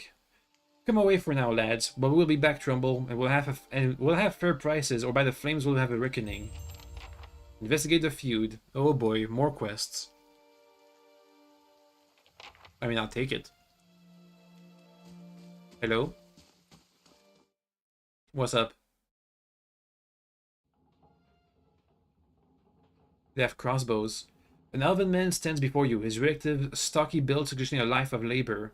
His face is pale and drawn, and his eyes wide. Behind him, a younger man and a woman exchange worried glances. The miller raises the club as you enter. It shakes violently in its grip. Get back if you value your life. Put that down. I mean it. I won't have Swimmer and his lackeys treating me in my own mill. I'm not that guy. I'm me. He picked a bad time to come visiting. Gilded Vels had all his shine scraped off, and just a big dump heap now. And Sway Nurse thinks he's the king of it. They're all of them mad. Who's that? The dwarf, the one standing out there spending his eyes among the villagers. Bastard's been here for decades and he hasn't gotten any kinder with time. Who are you? Is Simmer roping foreigners into this little crusade now? No. You could use some help. Really? Halia's tits. I could use a friendly face. I'll have to look up which god is that. I take it you heard some part of that. I reckon you heard some part of what that crowd was asking for. Grain, as if I've got any tucked away somewhere. Seymour's been egging that along They're getting that lot on for days now. They've been keeping clear so far, but if things keep on like that, things will get messy. Please, if you're not here on his behalf, maybe you can speak to him? Sure. I'd be grateful if you did. He won't listen to me anymore, but maybe you'll have better luck. Alright. More quests. Now, who's Ilea? Ilea? Ilea. Ilea.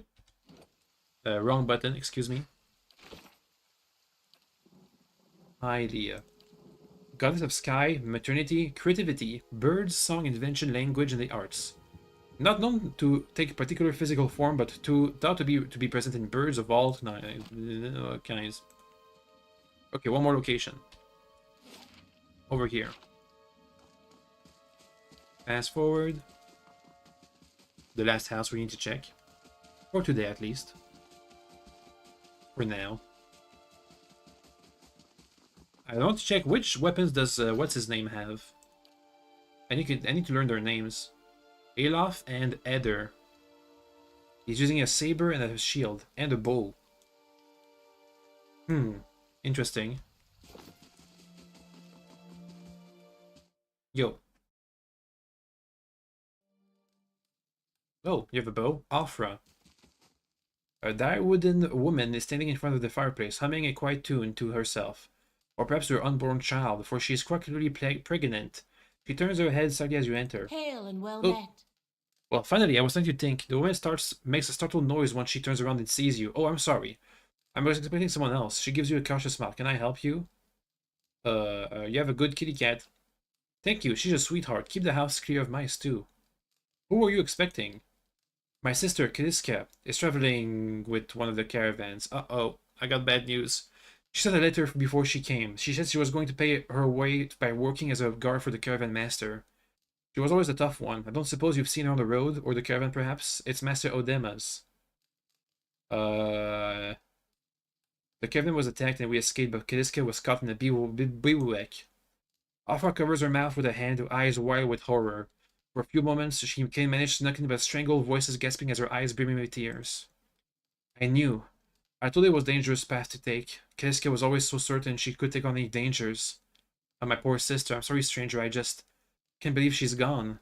If only I hadn't called her here. If I hadn't written to her, she might still be alive somewhere. She mentioned she thought you needed help. That's kind of you to offer, but I don't know if I could impose on you. It's not a small favor. I'm worried about the baby, about the legacy. I told Kaliska as much as I could, but all I know is that for a long time now, every child born in Gilded Vale has been soulless, empty. It's happened to so many mothers, and Lord Radrix exiled all of them, calling it a sign of the gods' disfavor. With my Hathor gone, I don't know how I'd manage if I lost my home too. I hope Kaliska could help me. Oh. If I was a paladin of a different order, I could have done something special. I hope Kaliska could help me. They say Ranga, the old midwife, knows a way to prevent a child from being hollowborn. But she moved south to Anslock's Compass 2 seasons ago. The journey's too far for me. I can't make it as I am, but I don't have anybody else now. Sure. Hey, 20 bucks. You will? God bless you. Here, I'll give you some way to pay her with. You need to trouble yourself with that. I think it's a drink to fashion there. What? I think it's a... Wait, whoa. You've earned a reputation. Maybe she can be held with certain communities or factions. Okay. I'll give you coin to pay her with. You need to trouble yourself with that. I think it's a drink she fashions out of. Well, I'm not sure. But it shouldn't be too much of a burden to carry back. Aslonk's Compass is what we call the lagoon to the south. You'll have to cross the wilds to get there. That's what keeps me from trying it myself. Let me check my character sheet. Whoop. We now have benevolent. That's my reputation, benevolent. But how do I see my disposition? Name, class, race, background, experience, attributes, stealth, skills, active effects. Maybe I currently have these disposition. I'm currently honest and diplomatic. But if I do too many other actions, I'm gonna lose them. So now because of my conviction, I get +4 deflection, +8 to all my defenses. Except deflection. Deflection, +8 from the small shield. That's a big chunk. Don't have an aura. Is it gonna be permanent? Yeah, it's permanent. And now we have... Oh. Is it only for others? Hello?